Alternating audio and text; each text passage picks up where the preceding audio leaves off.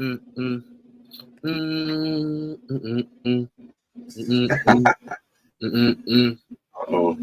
jamming to the intro, huh? Hey man, come on, it ain't gonna get old to me, man. I got you. Well, welcome everybody to episode 33 of In the Coop podcast. Man, that sounds crazy saying episode 33, don't it? 33, man. 33. 33. This marks 33. But we're grateful that for everyone who's tuning in tonight. We was closing in on 700 subs, and I just checked right before we went live that we are at 700 subs. So I just want to say thank you to everybody. We're grateful for y'all, and just love, man. Really we're just going to keep it going for y'all, but we definitely appreciate it.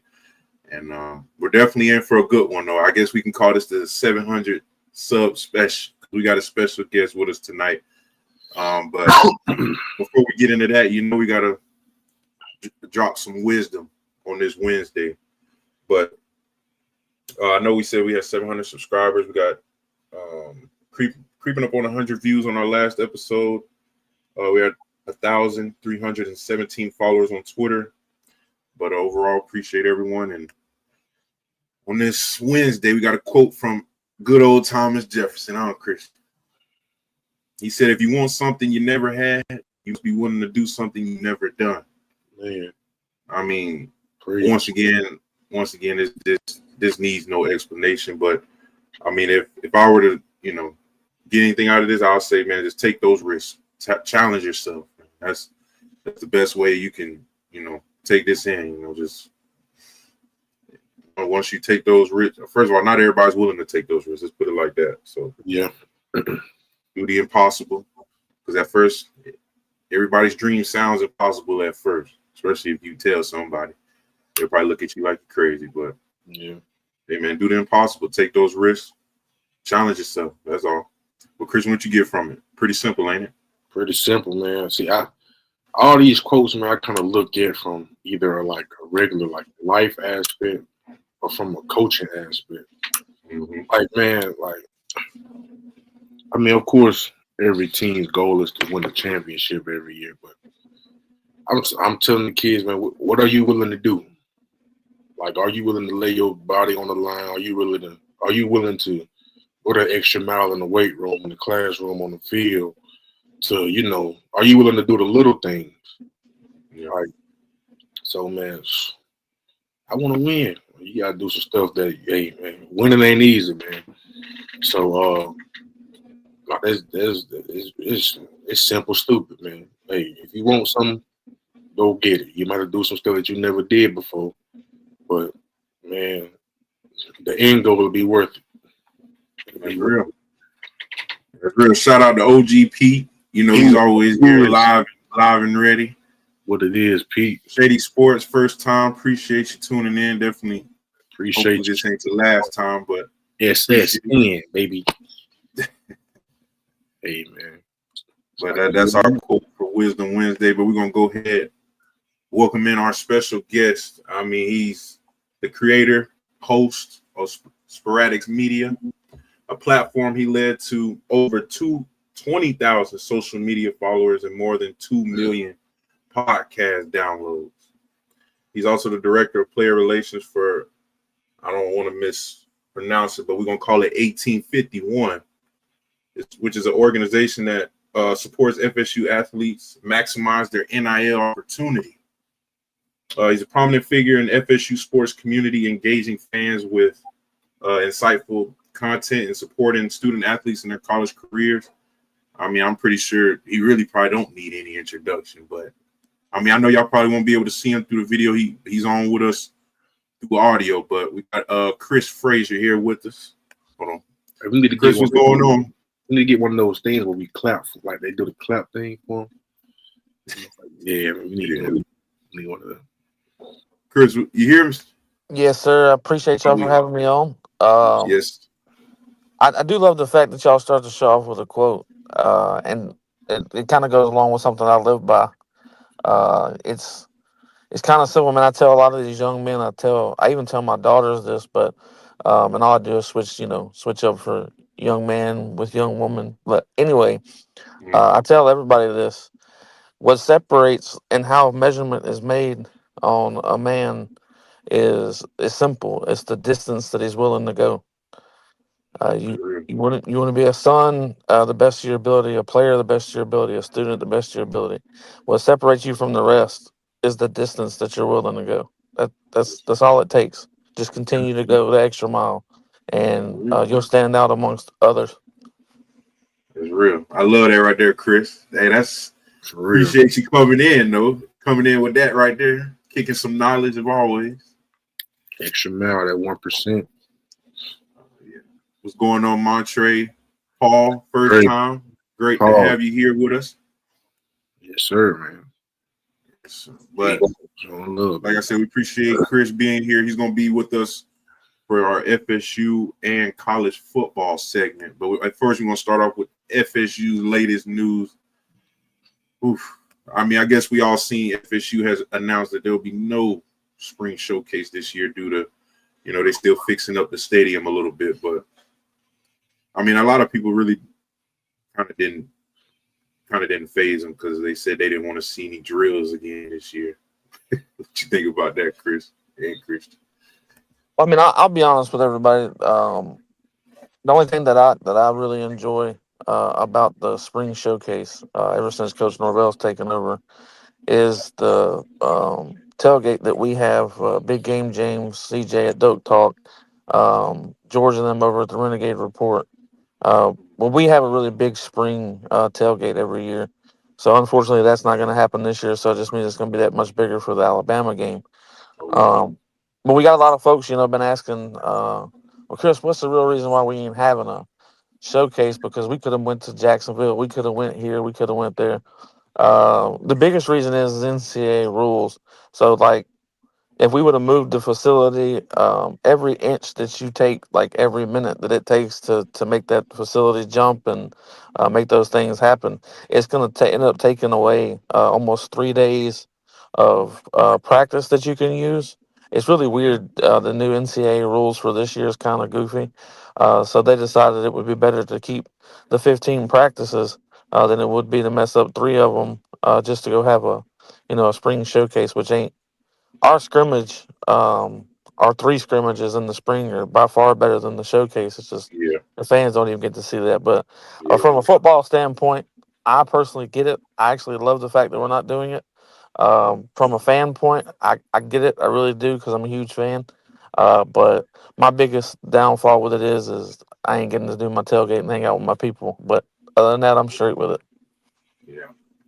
Yeah, I know, and a lot of people really didn't like the new format of the spring game. But Chris, what you think about this? So is the spring showcase the spring game? Basically. But we just run drills, special teams drills, a couple situations. I mean, hey, I'm fine with it. Man, just put your head down to work, man. I mean, I don't want nothing publicized. Man, like after the year we done had, man, it's time to look within the locker room, look within yourselves, and it's like this time, winter, spring, tour duty from the start. Like, man, it's time to start finding your true leaders, like those guys you can, lean on when, the season starts to wane on you a bit, So, But yeah, like Chris said, man, those 3 scrimmages are way more entertaining than what was what we show on in the spring showcase. But like I said, we're still gonna be very crucial on these practices. I mean, game or not, I'm gonna be watching these practices real close, especially at these positions that I expect to improve on this upcoming year. But next on the news, we got FSU running back Samuel Singleton Jr. named freshman All-American. He was the first Seminole to be on this list since Brian Burns in 2016, his freshman year.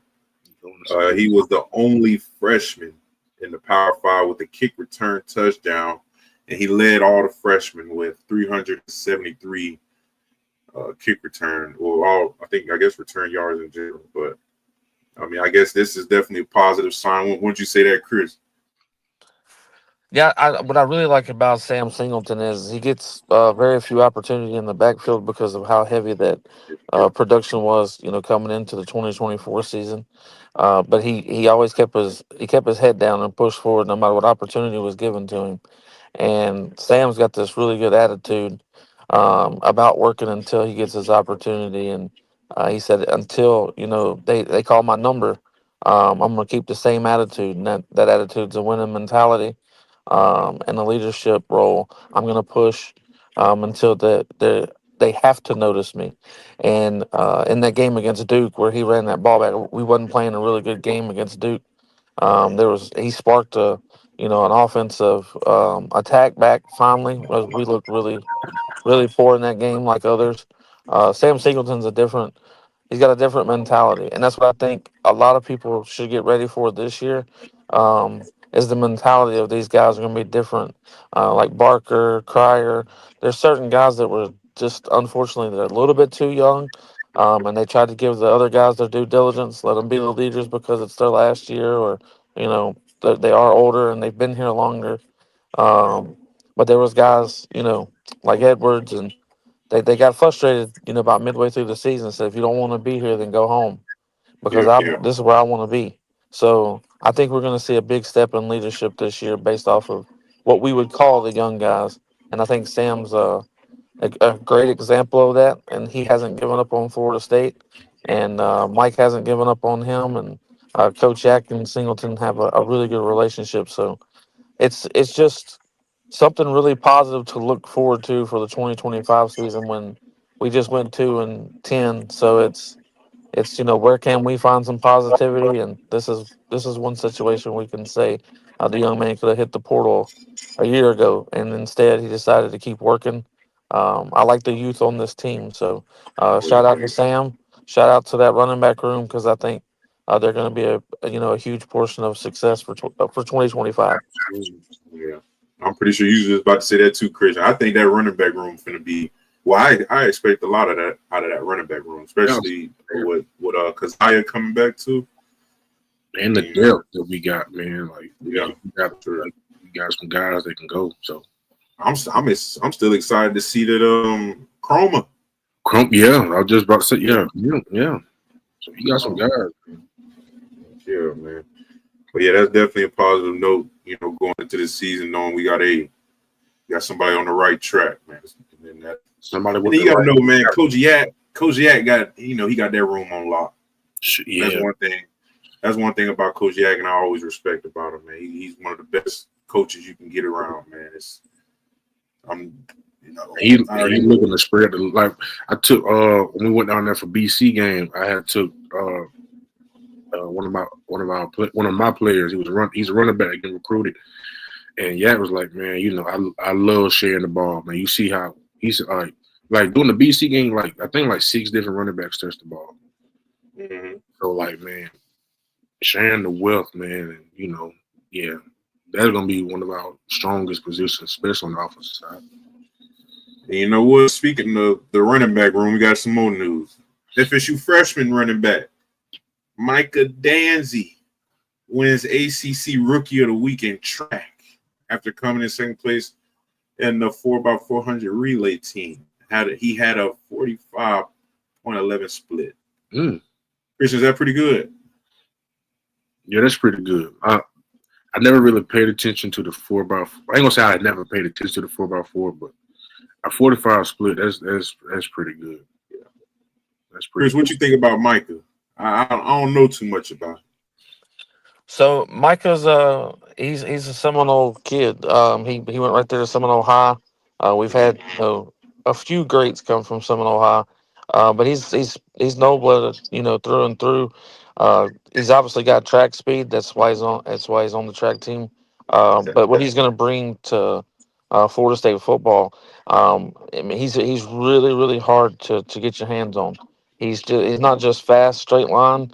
His ability to jump cut, his ability to get away from defenders is very surprising. We didn't get to see him last year being a true freshman. He didn't get to play, but what he's going to bring to the table is I love the differences that we have in our running back room. This kid's going to bring just natural speed. He knows how to run. He understands the technique better than most. I love the fact that he kind of reminds me of that there's a Dion aspect to him when he's able to add certain weight to him for football, but he doesn't get slower, and his agility doesn't change. His jump cut stays the same, and he's not a slouch when it comes to taking a hit. He's kind of lanky, but he's a lot tougher than people give him credit for. He does have a track body, so they're like, oh, we're about to we're about to hurt this kid. No, he's extremely tough. Mainly, my favorite part of him is mental toughness. And that's crazy because he's very talented, physically gifted, but his mental toughness is probably my favorite about him. He's got a really good relationship with the rest of the running back room. But man, he helped about later half of the year. He helped the defensive line so much by playing some wildcat because we were preparing for a specific quarterback. I don't remember who. It even might have been Castellanos for all I know. Yeah. And he did a phenomenal job on that practice squad. And the young man's his IQ for the game of football, I think we could line him up in the slot, and we would get crazy production out of him. I love Danzy to death. I've been a fan of his since he's been in high school. A lot of people are like, I don't like dual athletes. I don't want him to run track and do this. And some of our greatest athletes did both. So I love Danzy. I think he's going to do a phenomenal job this year, and I think moving forward, people will know his name. He'll be quite a few fan favorites, I think. Our OG Rhino said would you say he's similar to Chris Thompson? I would say he's taller than Chris, got a little bit more size than Chris, but yes, very agile. The vision part, I did leave that part out. Love his vision. The game, I don't think can get too fast for him. Um, he's got great ability off the first step, but it's his second jump move that I really enjoy, and that's based off of his vision. He can't get lost technically like Chris Thompson did behind the big offensive lineman, but he knows how to bend well enough to get around the corner or underneath somebody to pop out of nowhere. So I do like that capability from him too. So the comparison of Chris Thompson is not a bad one at all. I give that at least they match at least by 75-80%. So I think that's a good one. That's the way it sounds, I might throw him back there with kick return with Samuel. Hey, Literally. yeah. But we probably got a lot of speed. Shoot, I don't think it would hurt putting them back there returning kicks. I honestly don't think you have a faster person on the team. With that being said, Singleton's fast, but Danzy being back there on the kickoff return team, I think would be. I think it has to happen personally, and I think that Papuchis is already making that happen. I don't think that's within question. A lot of people, Coop, they're giving me a lot of crap because I kept telling everybody that one of the smartest coaches that was on the staff, if not one of the smartest coaches that I've ever got the privilege to speak to, was Pap. And Oh that's yeah, a different Coach IQ JP. level. Yeah, that's a different level of Oh IQ in man, football. Coach JP, like, and he surprised me. He was one of the new coaches, and once he said he never really played ball, and he just, man, I tell you, I learned so much from JP, and probably those 2 years. Then, man, just the game alone, like just the ins and outs. Man, he knows everything. He knows the playbook like the back of his hand. I can just do it. I can just agree with you, Chris. The man is. I don't think he might be the smartest one defensively. I don't know much about the new, Coach White and them, but I know when I was there, man, Coach JP was. He was the brain. I'll tell you that. Yeah. But no, I don't know why they gave you crap for that one, Chris. Because I must have wasn't on Twitter at that time. Because I would have been right there backing you up. Because I know JP's. He one of the smart ones for sure. But, next, we got some new numbers were issued today. My thing, there was a lot of single digits I seen. some, I'm not gonna make a big deal out of it, but I remember Coach Tag first got here, and I think Norvell was a little strict on it at first when he first got here, if I remember correctly. And even Deion do it now. And I don't praise Deion Sanders a lot, but man, you got to work for them single digits now. I don't know, man. I hope we just not giving them away now. You got to work for that. Hey, man, it's a privilege. But like I said, man, you make the jersey, but all I remember is when we first got to college, man, they said, man, don't you dare look at a single digit unless you do something. Don't you dare even look that way. But I mean, hey, real though. I guess that's the things are different. What you say about that, Chris? It don't matter to you, just play ball, huh? No, it actually does. It matters to me quite a bit. You start handing out puppies dog numbers, and then they start wondering why they get looked at sideways, or they get some crazy tweets shot their way, and you get a single digit number on that jersey. You better show why you're the dog. You better show why you ain't on puppy chow no more, because if you ain't eating, then it don't make no sense. Like you Okay. got to show pride. If you don't show pride and you don't show work, then that single digit that's on your back must have been an NIL deal, because you should have earned it. Hey, Chris hit me, man. Talk, baby. But no, it looks like they're back in winter workouts overall. It looks like tour duty might be starting soon, so I'm happy for that. I know the players probably not, but I know I am. I'm ready to see who's ready for the season. You still gonna do that? Yeah, I'm a glance, because the first part of tour duty they don't start till the afternoon, so I'll sneak out there. But man, if y'all don't know by now, man, winter workouts is where your team is built. Absolutely. That's the first phase. Winter workouts is where you see where your leaders are, who's a follower, who's your guy. Mm-hmm. I promise you don't have to be in pass to know that. A lot of guys wait till pass come on. The only person I seen work with that was Verse. Verse did that every day, and when we got him pass, man, he's kept the same energy. But yeah, man. Hold on, they said Montre said I wanted Deuce to have that number 7 to be a full circle. He wore number 7 FSU jerseys. Oh, I remember seeing that picture. What number did he end up getting? If he didn't get 7, I mean, I would think he would got 7 too. Oh, Edwin Joseph went to 3. Yeah, I told you, Edwin Joseph.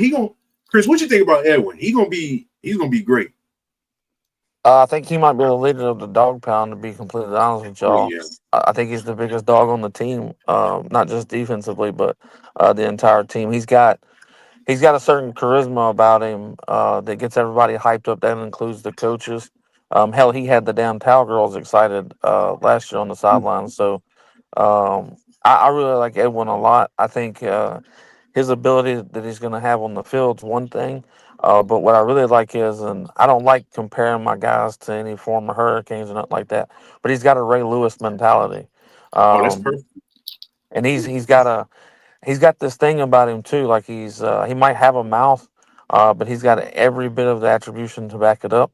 He's not one of those play guys. Like, I'm just going to talk a lot. Um, I love the fact that he heard Jared Verse. That New York accent we like to wake. So Joseph uses that now. He Okay. said, if you ain't willing to work, then I don't know what you're doing here. Because how we start everything is how we're going to finish anything. And I think that Edwin's one of those guys that really puts this defensive, the defensive playmaker into a whole different league for Florida State. So what he's going to do is make everybody around him better. And I don't just mean in his room in particular. People are going to want to compete to get more, turnovers than him, more tackles in the game, more PBUs, whatever.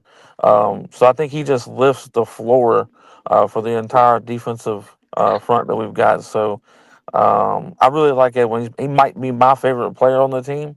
Um, and I told him to keep that up because he's got a different mentality. The way he comes to work and practice shows up in the game. He practices hard so the game comes easy.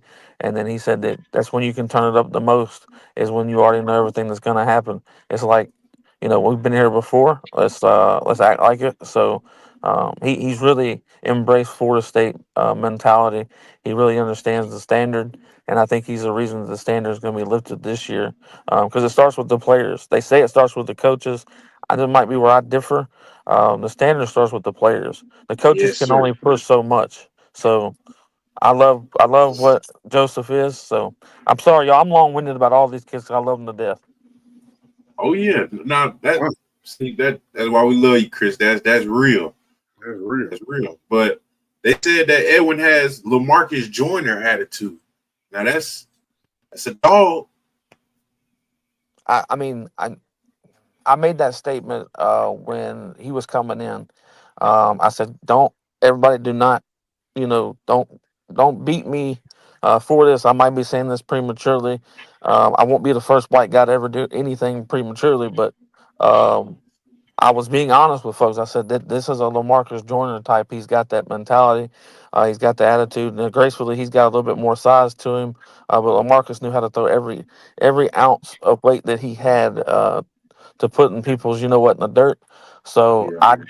I do believe that is a great comparison. I said that when he came in, but multiple people did. I'm not taking credit for being the first. I don't care about that part, but I do believe he's just that guy. Yeah. I remember the crazy LaMarcus Joyner story they always told us. Actually, they always showed it on film. Christian, you already know they show this play every year where LaMarcus was it a plant or something? But he basically ran down this lane and I don't know. It was a play that he showed crazy effort. I mean, it was I think that one play showed me, everything that he was about. Because like I said, I wasn't following Florida State that, my whole life, but I mean, I didn't know much about him, but that one play showed me everything I needed to know about him. See, a lot of people he got respect from everybody. Yeah, but shout out to you, Angelo. It's the first time in here. I don't remember seeing it. But they said Jared versus looking like the clear winner for the Defensive Rookie of the Year award. I'm not gonna lie to you. Give him the award right now. yeah, you should have Send it on home. Should have gave it to him 2 weeks ago. I ain't gonna lie, man. And I seen a tweet. I don't know how you feel about this, Chris or Christian. They said that verse looks like 10 times better than what he did when he was at Florida State. I'm gonna have to agree. I gotta agree with Chris, He what you looks think? 10 times better. 10 That times was better. well. I will say this. I think that that's probably pretty accurate. But when you put a dog on a defensive line, as in what LA's got right now, and Oh the yeah. ability that they've got at corner, and there's not any really question marks when it comes to the Rams right now on defense. That is so. When a guy can go in there and truly do his job and focus on his job alone, the outcome becomes much better because that means everybody else is doing their job. Now, I think we had a great defensive line in college aspects, but this is what it should be. Is he 10 times better because he's 10 times better, or is he 10 times better because he's playing with true NFL talent? That's the Yeah. question that I That's have. true. That defensive line is eating from Yeah. all across that D line. They had 9 sacks the last game. Oh, that's crazy. They had 9 sacks. They had 6 in the first half. Bro, they're literally they doing all type of games. But like I ain't gonna lie. And That system is it's perfect. just 4-man pressure. And they Yeah. still get home. But yeah, I'm going to go with Chris on that one. Like the system is perfect. Yeah. Oh yeah. But yeah, I'll just say just go ahead and give him that. Aaron Donald, you sure you don't want to Sadly, this is true, Angelo, man. This is every week when they give one of our players some type of recognition or award. I think about what it would have looked like in 2023. That's it. But I don't want to go backwards. But man, that's all I can think about sometimes. Man. What it would have looked like. Like, come on, man. So I got a I will question. add to Oh, that real quick mhm. before you jump. I will add to that. While I'm a firm believer in not looking in the rearview mirror because you can't go forward looking backwards. Yeah, You got to pay attention to the windshield. Keep it clean and keep pushing forward. But at the same time, what happens in your past has to mold something to the near future. So I think that the opportunity that you took away from these young men in 2023 was you dissected a lot of souls. Like people don't like hearing that, but when you didn't give a football team the respect that they earned, not that they deserved, that they did BS about, oh, they're deserving, but are they the best? Look, man, I'm gonna tell you what. The only thing I know how to do anything in life is by earning it, and that football team earned every inch that they was given that year. Um, and you took away the opportunity of their entire career as a college athlete, and you completely just made it dysfunctional for college sports and college football in general because you created the college football pageant, not the college football playoff. You yeah, wanted the prettiest teams, not the best teams, and that's what I told him. I said, "You want money, and you want the prettiest girls to walk up and on the stage, but you know what? Sometime them girls named Ruth. That's just the one you don't step in the backyard with because you ain't coming back. She gonna win that game. So they didn't give our Ruth a chance, and that's cool. yeah. Florida State's gonna make up for it in the near future, I believe. Mike Norvell ain't forgot about it. The Oh, rest of the staff ain't for everybody saw around the world what happened. Gus Malzahn spoke highly on it as well. So I don't think it's gonna happen too many more times. yeah, It's 12-team playoffs now. That's great. It's still a pageant though. But we'll see what happens. I think it's sad that it happened to us. yeah. But we the first for everything, or the last. We the last one to win a BCS national championship. I don't, we always setting records whether they're good or bad. They don't make no difference. Yeah, absolutely. You Man, ain't lying about that one, Chris. Well, I got a question to ask both of y'all. What position group are you looking forward to the most? One offensive, one defensively. I know we were just talking earlier. My offensively is running back, and defense. I'm gonna have to go with linebackers. What you got, Christian? Then we're gonna go to Chris. me personally, I'm watching. You already know where I'm going. I gotta watch this offensive line, man. The way that you know the run game was non-existent. Um, Pass game, we giving up sacks on 3-4 man pressures. Nobody don't even have to blitz. Um, you're not seeing people knocking people back, knocking people off the ball. It's not that Florida State football that we're accustomed to seeing. So I just want to see under new leadership both because we did have three seniors. You had three seniors to leave. I know Reese, Yeah, there is. I think Rob Scott. Rob. Yeah, So JB Jeremiah Byer. That's four. and Yeah. and he the one to declare it, wasn't it? Mm-hmm. Yeah. So like you're looking at basically a whole new offensive line this year. Not to mention with some good signees that you bringing in via transport portal or recruiting. So excuse me. Yeah, I got to see because like I said, man, we like the running back room is loaded and they can't do it by themselves. Yeah. So I mean, are we really gonna take that initiative of like, hey man, I told you my philosophy: run the ball, stop the run. That's real. Run the ball, stop. Chris, what you looking forward to? So what I'll say is, because I think it's a two-part question. I think what I look forward to the most because it's already solidified is the running back room and the DB room. So I think that you're going to have dogs on the DB in the entire room. I think you got dogs in the running back room. But what and I'm not trying to make it a cliche as a normal fan would say, "Oh, I want to know what the quarterback's going to do because of the prior year." The offensive line has a lot to do with why quarterback play looked terrible, why receiver play looked wild. A lot to do with what quarterback play looked like.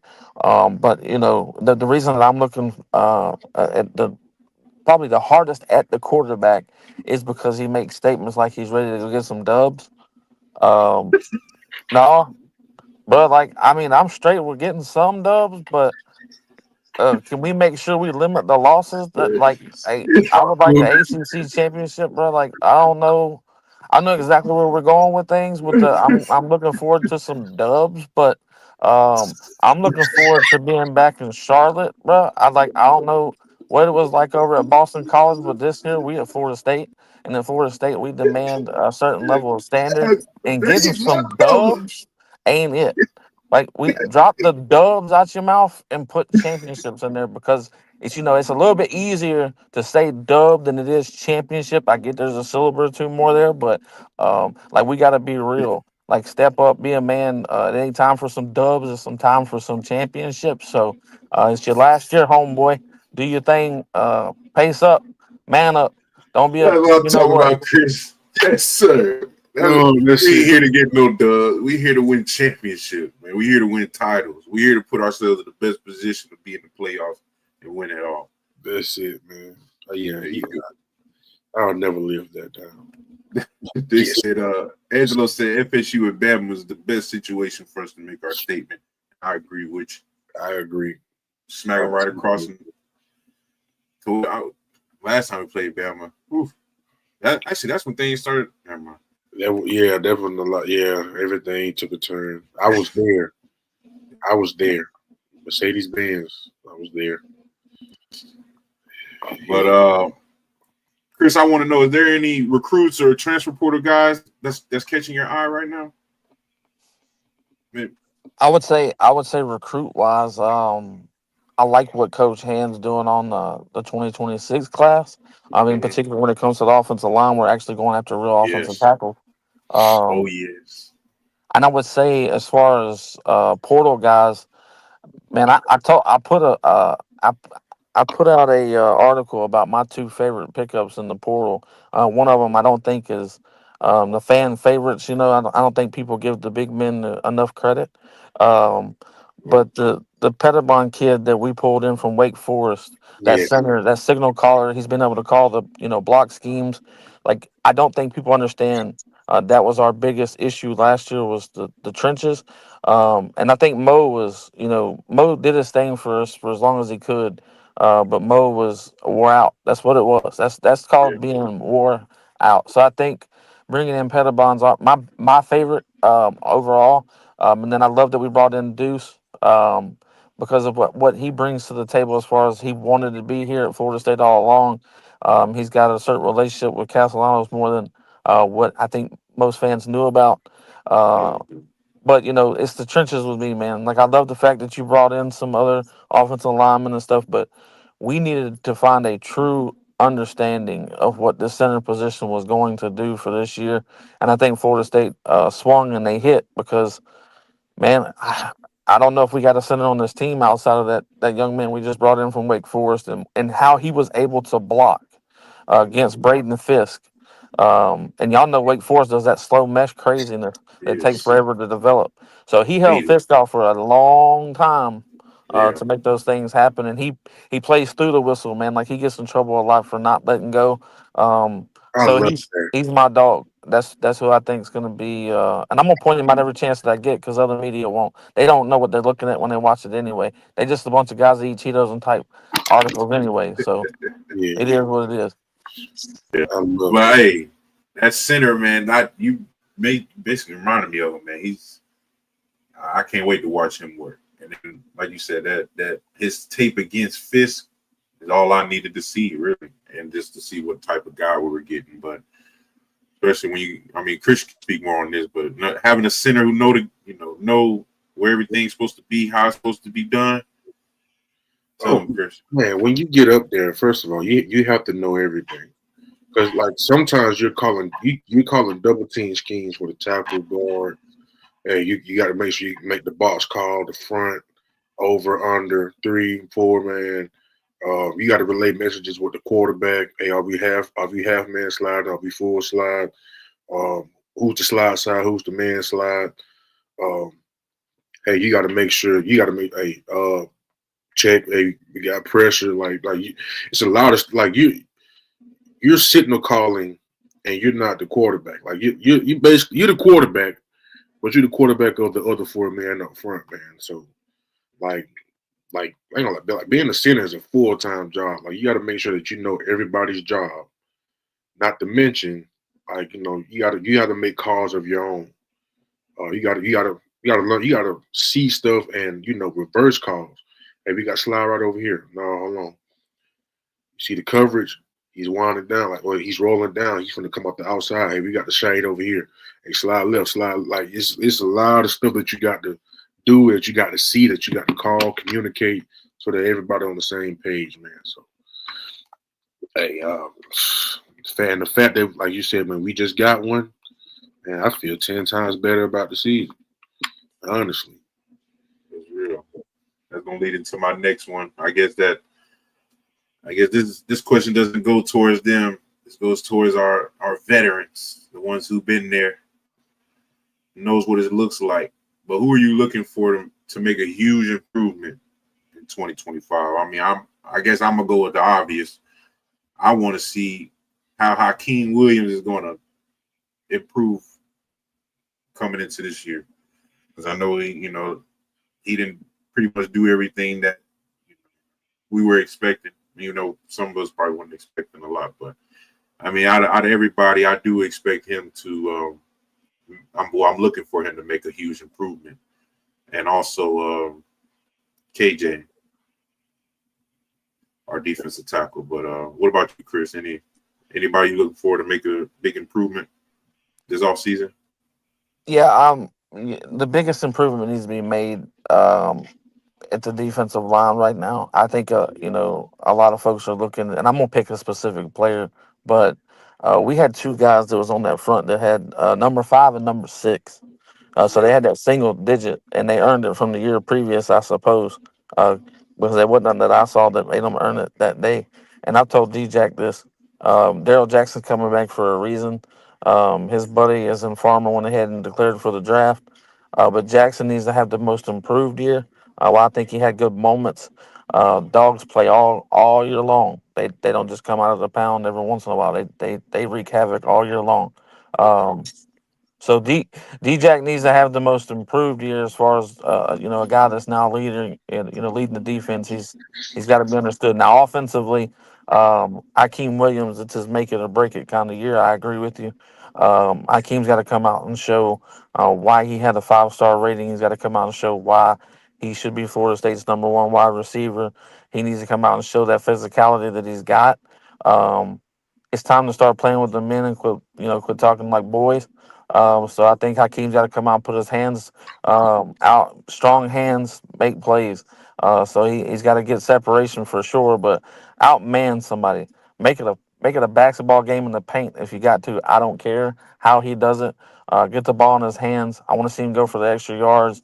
Something I'm getting tired of from a lot of different. I see some of the smallest ones like Ja'Kai Douglas, which he's moving on. He's done. He's out of eligibility. But that young man never stepped out of bounds. He always trying to get the extra inch. Always try to get that extra oomph in every time.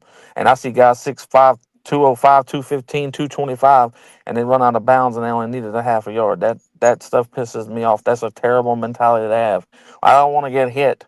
We're playing football. If you don't want to get hit, go play basketball, go play flag, do something like Okay. that. But we are here to play the most physical sport that is known to man. And if you don't want to be a man, that's cool. Like if you just want to pose, then go be a poser. But you can't do it at Florida State. Posing does not work.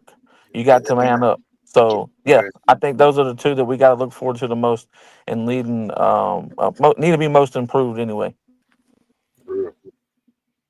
Right. Dang, I can't agree more with you, Chris. I can't even lie to you. Christian, who you looking for? We got Angelo saying number 6, D-Jack. yeah. Montre said, "Oh, you gonna go with 6 too?" Only because, like, man, first off, he made the decision to come back. So obviously, you guys, I mean, you want to tend to some unfinished business that you had set out. But there were times where even when I was watching the game last year, I was like, like I'm not a D-line perfectionist, but I know, okay, you 6'6", but you standing right above this man.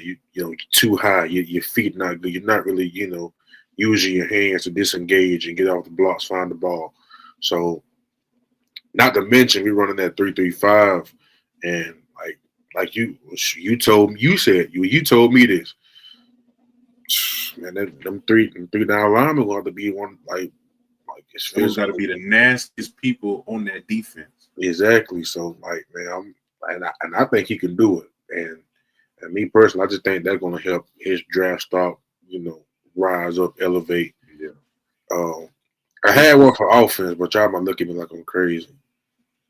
What? I know we don't talk trash about him, but man, I still got some hope for him. Ooh. What is Brock Glenn gonna do, man? Hey, nah, okay, he's going for Brock. I'm with you. Brock Glenn gonna do, man. I don't care about them breaking Castellanos in, bro. Like you about to be a 3-year vet now, man. What's up? Like, you know what I'm saying? I mean, like, you right. Not to mention, like, okay, well, Luke, he went to Mississippi State. Don't know why, but I mean, like you said, you want to following Dak Prescott footsteps. Be my guest. Do what you do. Go ahead.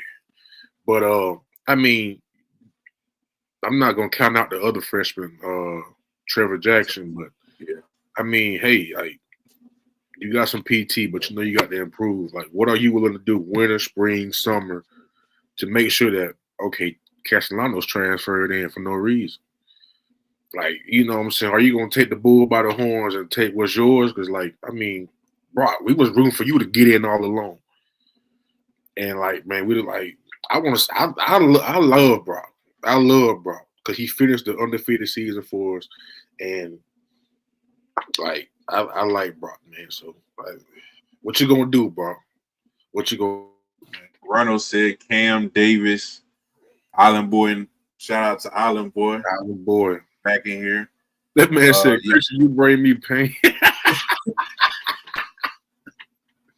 Yanni said he also with KJ with me because I feel like KJ can get it done. And like I said with everybody, all it takes when you get your butt whooped, enough. That's another. You ain't got no choice. Yanni, I like Lions. I'm not saying he's a bad player, but I mean, like, hey, I think there's a chance he can take a jump. Dan, I'm telling you, Dan. If I don't believe anybody will do it, I know Dan gonna do it. Yeah, Dan, I just need him to get some more muscle. I just need him to get some more weight, some more muscle on him because he knows. Hey, man. Yeah, I like him. Can't be 270 in the inside. But Angelo said that Brock gonna hit the portal. Oh man, I hope not. What's going on, Israel? Yanni, you a fool. Yanni, you a fool. Ronald said he ain't giving up on Brock either. Chris, you gave up. Chris, you still got hope in Brock. I do, and here's why. Like, I think a lot of people are sitting there knocking the quarterback play from last year, and they're knocking Brock, based off of, a really bad outing. And I get it. I understand. It's up to the quarterback to sometimes make the play. He's got to be the play. I get it. But like, we got to be honest. Like, y'all trying to tell me that DJ you look better than Brock last year? Or y'all trying to tell me that Luke looked better than Brock last year? Like, what exactly was it where quarterback play was just head and shoulders above what Brock was doing in the first place? I'm gonna tell you what the problem is. You don't have protection. The quarterback ain't getting the opportunity to make the right reads. Wide receivers ain't getting separation. Everybody's got a mentality of, well, I'm just gonna wait till somebody else makes the play. If your mentality is not that you're gonna be the one that makes the play, then there's a mentality problem. It's a team effort. Guys, we got to have 11 gentlemen line up on each side of the ball. But when we're on offense, you can't have pre-snap penalties. You can't have wide receivers jumping off the line. You can't have wide receivers also not getting separation, not blocking from the edges, because you can't run the ball. You can't open up the pass game. Everybody says the pass game opens up the run game. The run game opens up the pass game. Well, I don't know where everybody else was, but we didn't run the ball efficiently. We didn't pass the ball efficiently. We couldn't we couldn't protect our quarterbacks, running back. We couldn't make a hole. Like, I don't understand why we. So does that mean that Cam Davis is garbage? Does that mean that Hakeem Williams is good. No, like the simple fact is it starts and ends in the trenches. If the Thank you. trenches do not play the game, then you have no idea what you've got at any other position, especially the quarterback position. Oh well, he didn't make this though. He didn't make that though. Are you talking about when he was running for his life every single snap? That guy, yeah, he's not going to make plays because his clock, internal clock in his mind, is going 1,000 times faster than yours is. I understand you're watching on the 85-inch screen TV and things are a little bit slowed down for you, and you can see the whole picture. Well, get the camera view, helmet view of that young man, and you tell me what decision you would have made in the moment that you saw it from up top after sitting there slowing it down, watching the playback over again. Guess what? He don't get that opportunity. He gets to see it in real time, real fast, and a whole lot of people coming at once. And if someone did not get separation from a corner, and you got an all-out blitz coming at you, we couldn't stop a nosebleed. We couldn't stop a running nose last year, but he's supposed to make a play. No, Brock's not your problem. And I think Brock, but here's the thing: the quarterbacks get all the praise when things are great, and they get all of the knocking when it ain't. So hopefully they give him as much praise for when he does get to. He's gonna get to step in when he gets Yeah. to step in this year, and hopefully he gets the praise the same way that they gave him the knocking. Because your quarterbacks ain't your problem. I'm glad you brought in another portal guy. That's great, whatever. But Brock's mentality needs to be just this, and I think it is. Brock's mentality's got to be: this is my house. You got to come take this job from me. I Yeah. know I didn't look. We didn't look like this last year, but I'm about it. I'm not just talking about this life. I'm about this life. So you got to come take this from me. And I think that Brock's going to have that mentality going in. I think that a lot of people are questioning whether Brock's that guy or not. I don't think Brock's got a mentality problem. I don't think it's not a confidence issue. It's none of that. He had a team play soft as baby shit around him, and it caused him not to be able to lay a turd himself. Like, it's just what it is, bro. Like, we got to be honest. Our trenches were garbage. It was just what it was. We had a bunch of guys line up and act like they've never played this game before, and it showed up. And we still was that close in most of our games because there was some talent, there was some effort given somewhere else. But I could see our young guys fighting for every inch that they could get. And I was seeing guys that have been here that are getting a paycheck that went soft. You got paid, now you went soft. You was worried about going and getting your Lamborghini truck, taking your ass out to the Bahamas for a weekend when we was on bye weeks. That's not a mentality I want on this football team. If you Oh think it's yeah. time to go on a vacation or a weekend getaway when you could be working, then you don't really want to be in the NFL, do you? That's your problem. Don't bring your problems on my team. You keep your problems to yourself. When it's time to go to work, it's time to go to work. And that's what our problem was last year. Guys, they brought their personal issues right there to that field, and they was leaving them on the field instead of leaving that shit at home and getting it situated with whoever he needed to get it situated with as far as every one of them. But that offensive line, man, played like pure garbage, and they didn't have the mentality that they had even the year before. Everybody keeps saying this. I'm sorry, I'm going on the rant, but No, no, good. everybody kept saying this in 2023 when we had Jordan Travis. Man, Jordan's not taking off enough. Why ain't Jordan doing this? Why ain't Jordan doing that? Jordan didn't have to. Everybody's like, well, Jordan masked the entire offensive line problem. No, he didn't. He didn't mask the whole problem because he didn't get the rushing yards he did the previous year or the year before that. I'm gonna tell you what happened. They got paid, they got soft, and they sat there and said, "I done my job. I'm just trying to scream my way into the NFL. I'm just gonna take this year." That's what they did, and that mentality being allowed was based off some situations happening with Atkins and getting some 3-game suspension. And yeah, there were some coaching issues that happened, sure, but that's when your veterans are supposed to step up. Mo should have stepped up. Rob should have stepped up. Everybody should have stepped up and said, "We ain't having this shit. No, no, we just did this. We know what the championship caliber looks like." And they completely gave up on themselves. They gave up on their team. They gave up on the quarterbacks behind them. They gave up on their coaches. You cannot be that bought in 2023 and sell out that bad in 2024 unless you got soft. And you definitely made your paycheck, but you got guys returning this year like D-Jack because he got paid. But what that draft look like though? What that look like? Why you coming back? I know why you coming back because you played as soft as baby shit. And then that goes for the rest of them. You know how many guys that are on the offensive line that wish they could come back and play another year? All the ones that's got to leave. All of them wish they could come back and prove themselves because the NFL is going, what happened? Why? What, did you take a year off? Did you decide to have mama come wipe your nose because you don't look like no man to me on the field? That's what happened. And because it happened, this is a situation we're in. But here's the thing, when you fall that hard, the rise becomes that much greater. That's true. So we got guys that are gonna step up and say, you know what? While you wanted to play this game like a boy, I'm gonna come show you how to be a man. And that's how it's gonna be. That's why it's gonna be. I think 2025, I'm ready to lie to everybody. 2025 is gonna be special because when you're at your lowest point, you can't go anywhere but up. And there's guys on this team that saw what championship caliber football looked like at Florida State under Coach Norvell. You brought in the coaching staff. You've made all the right decisions, blah, blah, blah, blah, blah. The only decision that needs to be made is the mentality of this football team needs to quit worrying about NIL and start worrying about how they get to the NFL, because that should be your goal. Your goal is not NIL. Your goal is NFL. So you chase the NIL long enough and you chase it hard enough, you're going to let the NFL slip right through your fingers.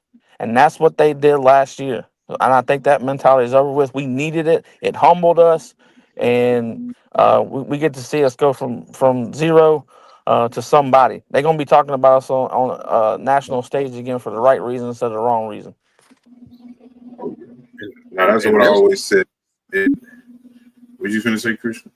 Oh, no, I was just going to say that's why I don't like the NIL deal. I don't like the NIL, bro. Yeah, we already went through that.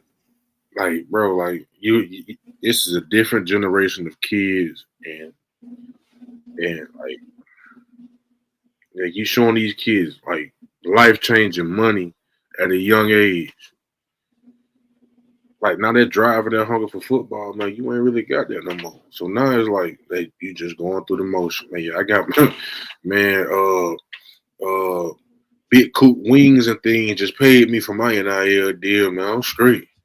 Yeah, man. I got that Big Coop wings and things checked, man. I'm good. Like, I see the pros, but at the end of the day, man, it kills the game and it kills the drive for it. So that. Yeah. Well, shout out to Jake. What's going on, Jake, Yanni? Let's see, J Dub. Shout out to J Dub. Said, who's the backup center?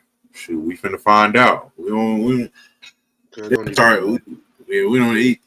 Ain't no first, second strings right now. I tell you that. Everybody's just a number, and not even in order. You know who this is, Chris? Harrison Wallace.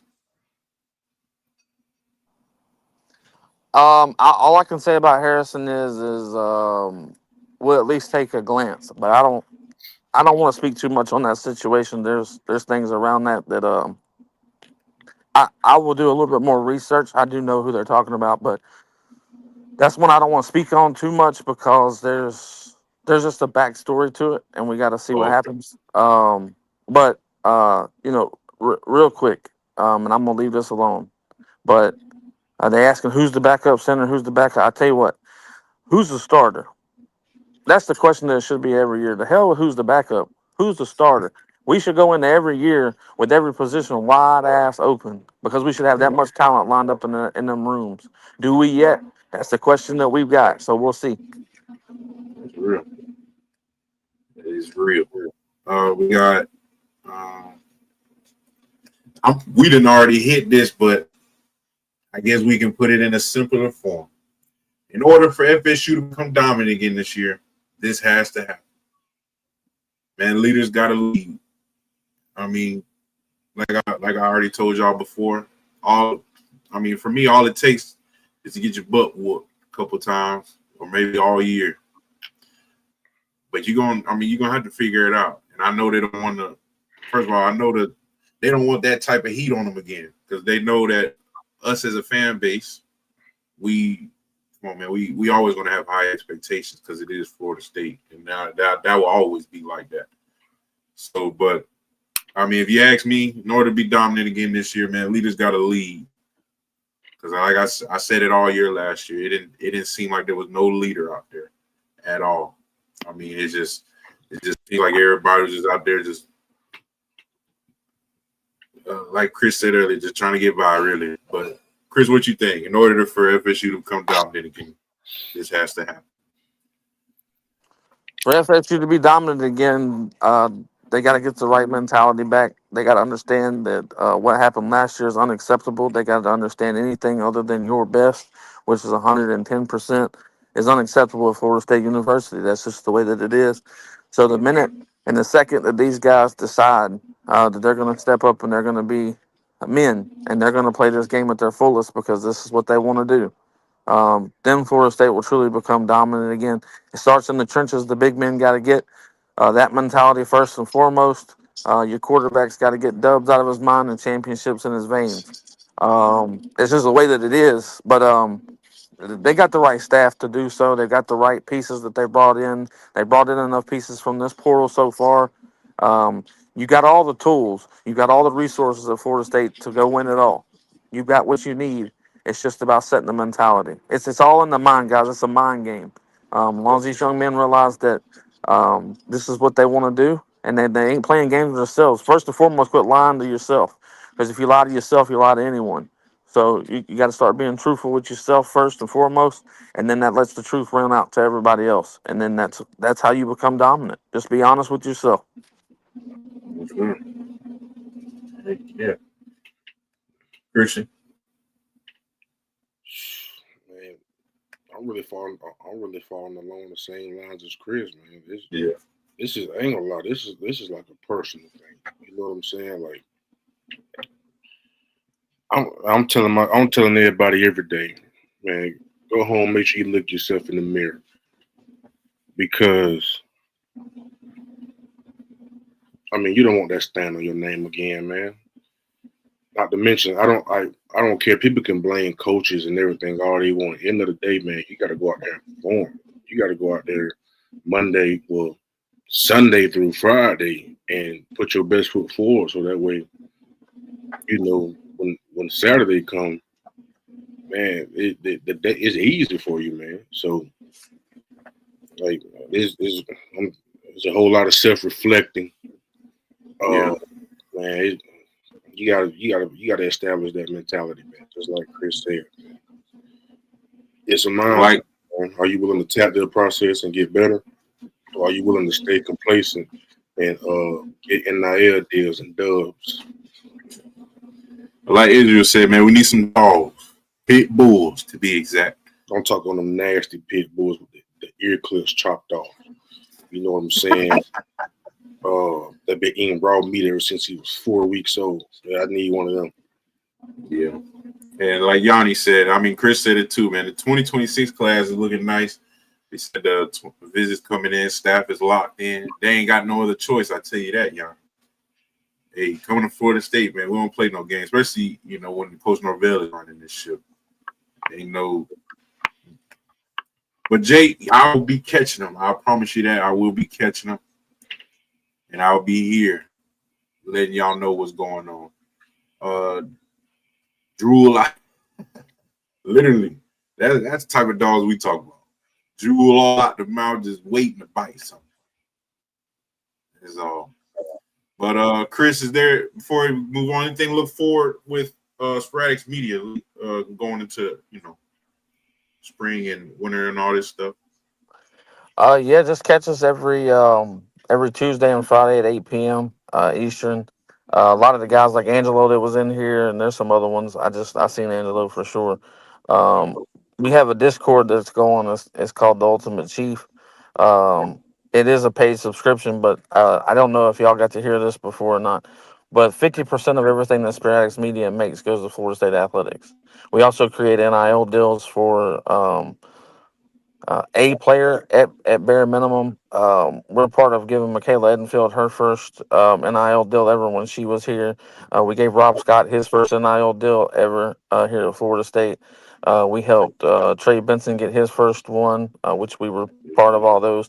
But my NIL deals are a little bit different, everybody.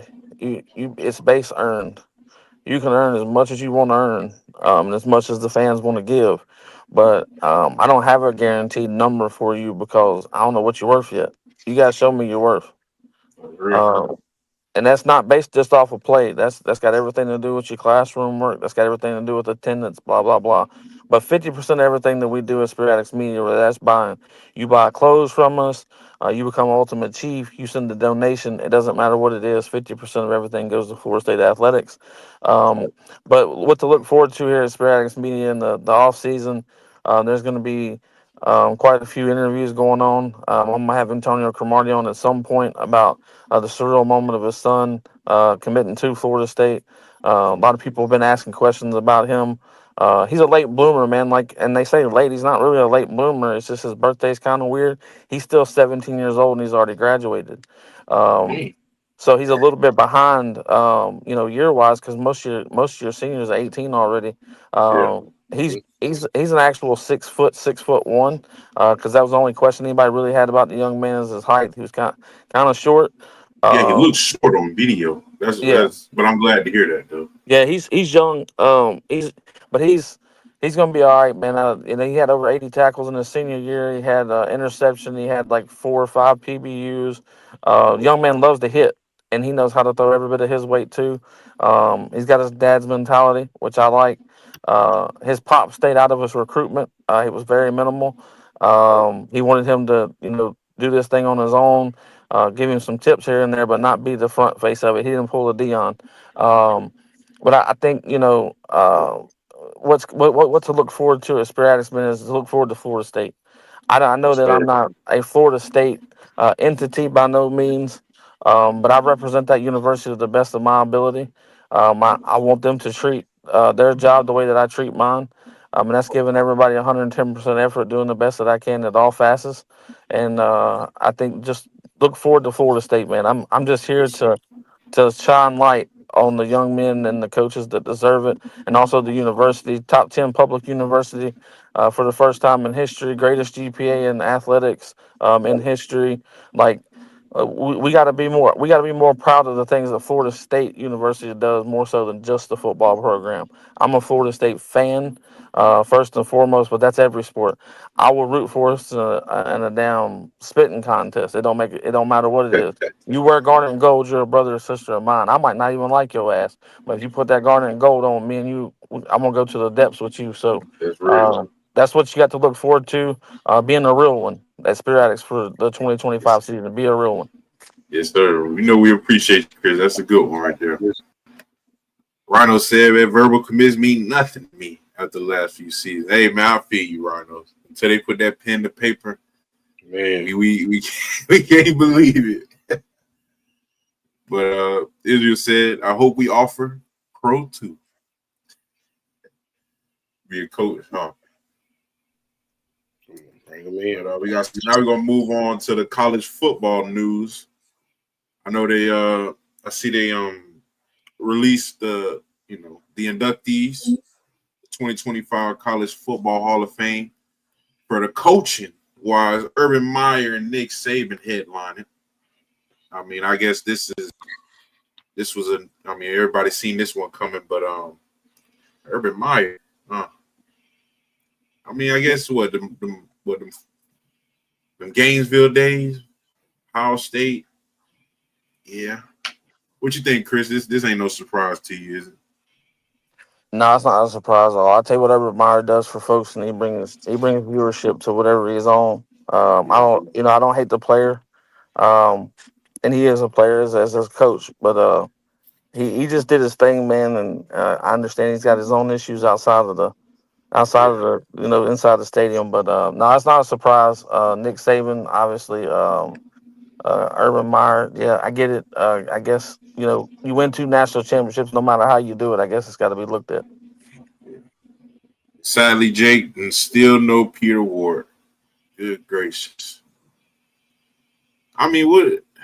Why you think he's not? I mean, is there something that we don't know, Chris? Why you think he's not on getting no Hall of Fame love? Is because Peter I'm not. Ward, Peter Ward's Yeah. biggest problem is he won't kiss ass. Oh, okay. That's just the truth of the matter. Like I don't know if people know this either, but we got real ones all the way down. Like Peter Ward there's no reason that he's not in the Hall of Fame. It makes no sense whatsoever. But I'm gonna say this: P Dub, he sticks to what he is. Like he is who he is. He's going to be who he's going to be, and as long as his peers see him as what he really is, he could care less what the stations and the ESPNs and all. He don't. He's our Hall of Famer. So Yeah. whatever. That's one thing about it. I know Peter Ward gets a lot of respect anytime Florida State is mentioned. I'll tell you that. Yeah. That's blasphemy. Yeah, that's true, to be honest. It shouldn't have nothing to do with it. Diller's still holding a grudge against Pete. God. That ain't even that deep. I still don't know why he was fired for that. Yeah. People be trying to keep their program face clean. That's all. And I actually T Murray. I actually shout out to T Murray. I think it's your first time I'm in here, but we Murray. What I said? Hmm? Oh, I thought you meant I pronounced it wrong. Oh no, I just said shout out T Murray, man. Oh, okay. Well, he said we got a dog and win. Yes. I raved about him last episode. He's gonna be special for it. I don't know if it's gonna be year one, but it's gonna come, and I hope he can make an impact in his first year. But it's not needed, but it'll be definitely nice if we can, get him ready. But definitely take our time with this one. Yeah, because he seems like he no-blooded. He wouldn't hit the portal on us, but no promise. Rhino said Ward Dunn didn't get in until last year. Didn't he? That's crazy. I think he can. Yep. See. But on the player side of it, Michael Vick, Nagata, I think he was the nose guard for Ray Lewis on Ravens Day, and Michael Strahan. Only Nata. Haloti Nata. Yeah. Monte Ball, headline the 2025 College Football Hall of Fame. It's surprisingly that Vic is just now getting in it. Monte Ball was a monster. He's running back for Wisconsin before. Was that before or after Melvin Gordon? I'm not sure. That was. Yeah, I'm not sure what took Vic so long, but like we said earlier, man, we still waiting on P-Dub to get in there. Where did Michael Strahan play at? I just seen he played at Chris, To be completely honest with you, I don't know where Michael Strahan played. Yeah, that's what I'm saying. Hold on. Michael Strahan played at, I don't even know what this school is. Southern Texas. Just a success story then. Yeah, it has, because this logo is not noticeable at all. Texas Southern. Oh, it's Texas Southern? Yeah. Dang, I did not know that. But yeah, everybody going to win. That's what I'm saying. If he's not ready by year one, it ain't no rush. But boy, you look good. Look good. But next we got Ohio State walk-on and TikTok star. Aiden Davis has been kicked off the team ahead of the national championship game. First of all, man, it should be all focus heading into national championship. That's what I'm saying. I can only imagine what you could have been doing for you to get kicked off on national championship week. Not to mention, I'm gonna be honest, you're a walk-on. You don't have that much leeway, no way. Yeah. Like, I learned that quick when I got here, man. The walk-ons had this amount of, you got this amount. If you messed up this amount, bro, you were done. Like, so man.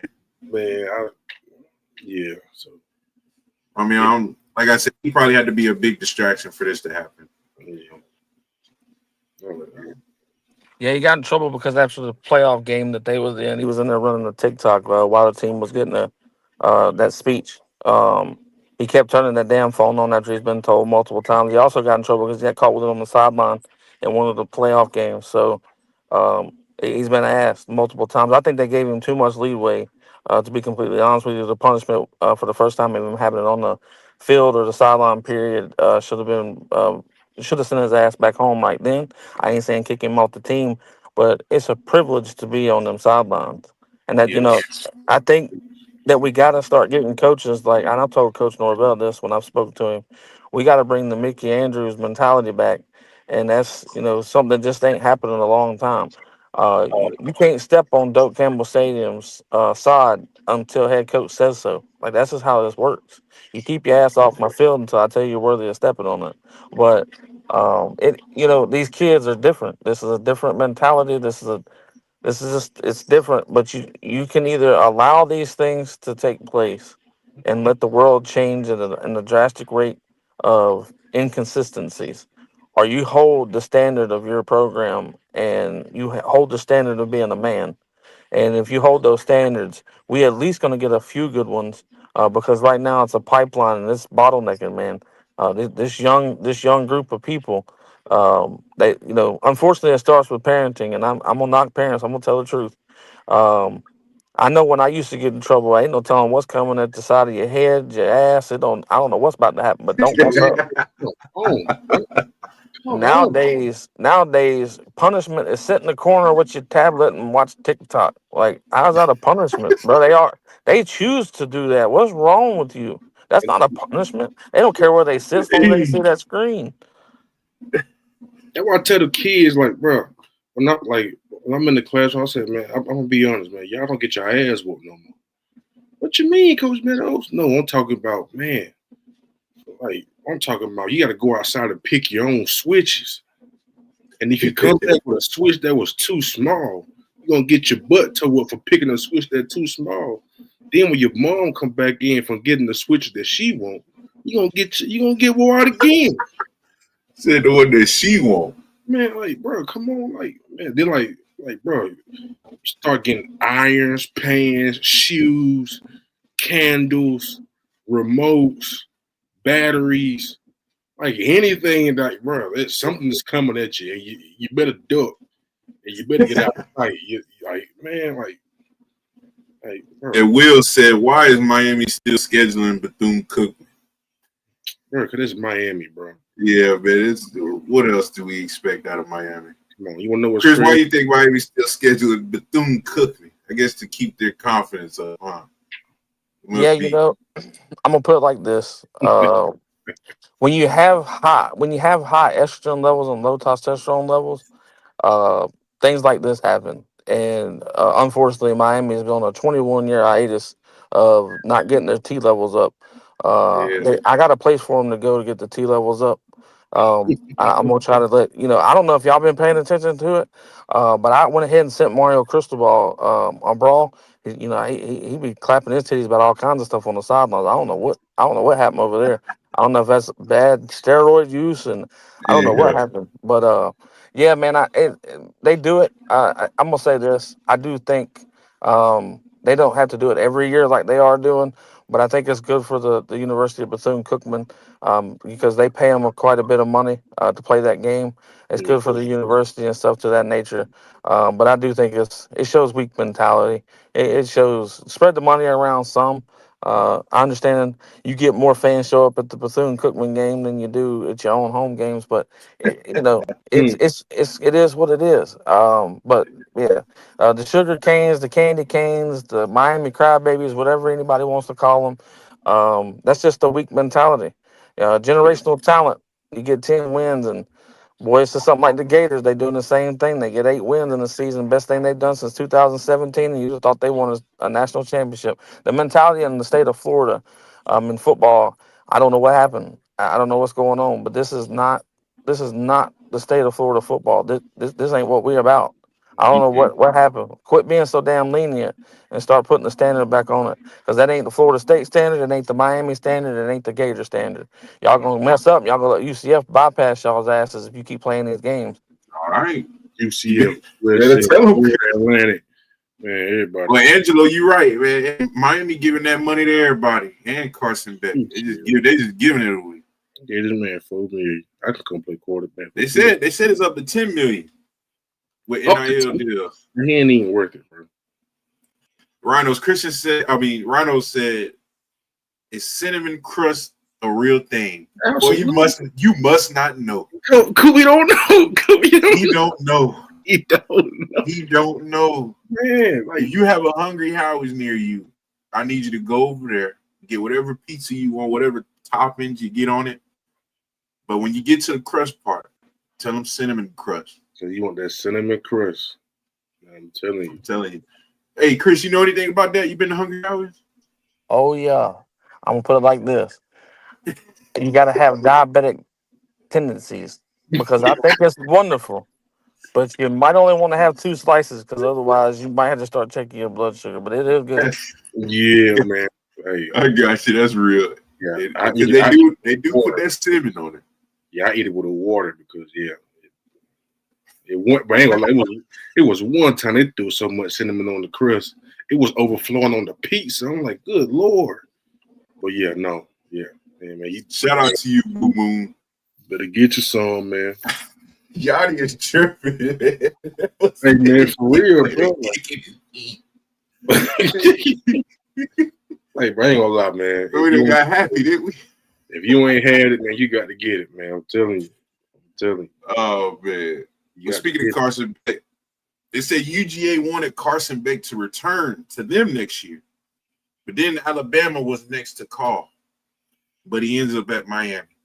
This is how you know this is a money grab.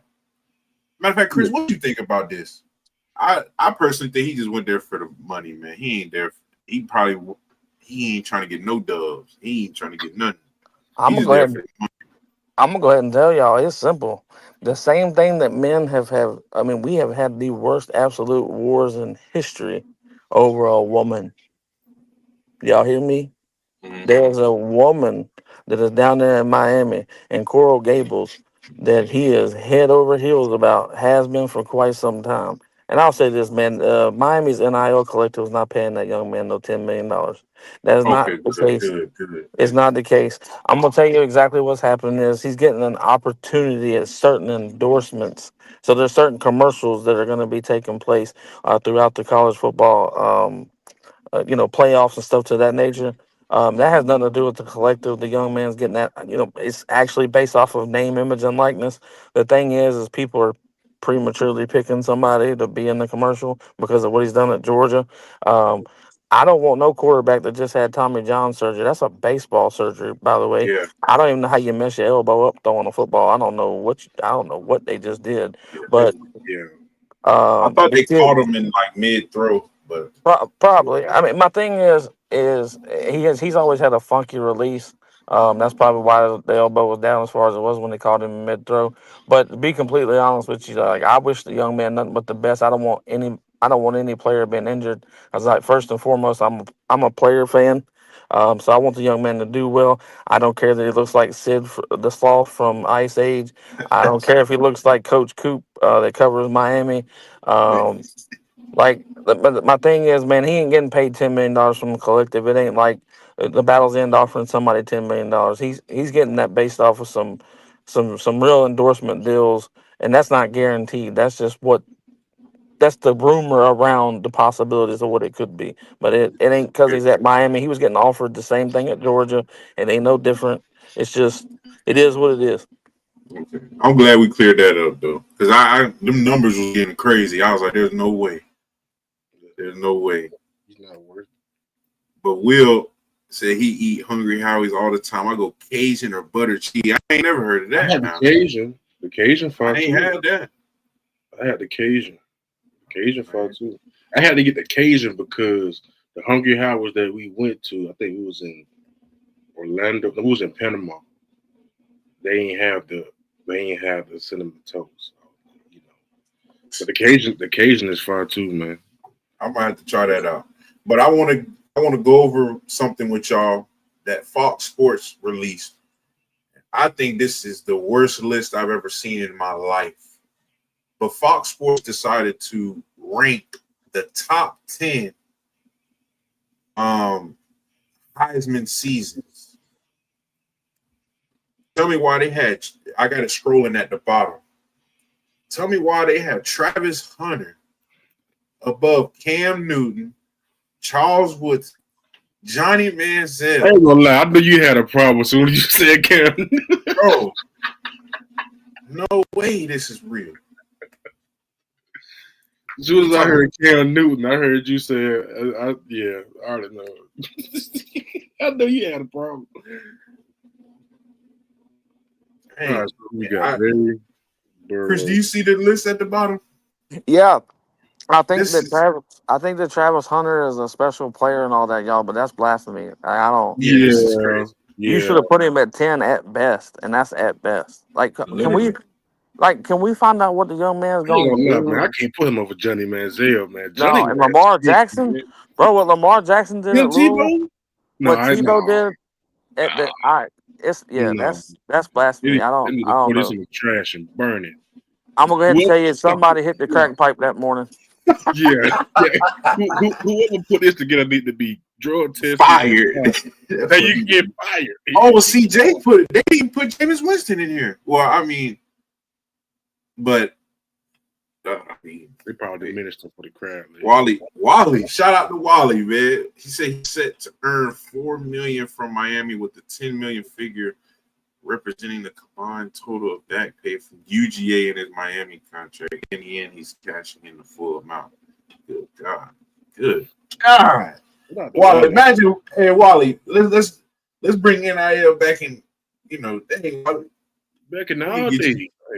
I don't know what I'm saying, Wally. What do we have some NIL? Good Lord. Wally, you don't know how to act with that NIL, huh? I know Wally be out there acting the fool. Wally. Walvensky. But yeah, Yanni said throw this list in the trash. I ain't gonna lie, nothing on this list is accurate. Because, I mean, who would you say had the number one Heisman season? I mean, you could go Lamar. I can make a strong case for Cam Newton. You can make a strong case for a lot of the EP. Yeah.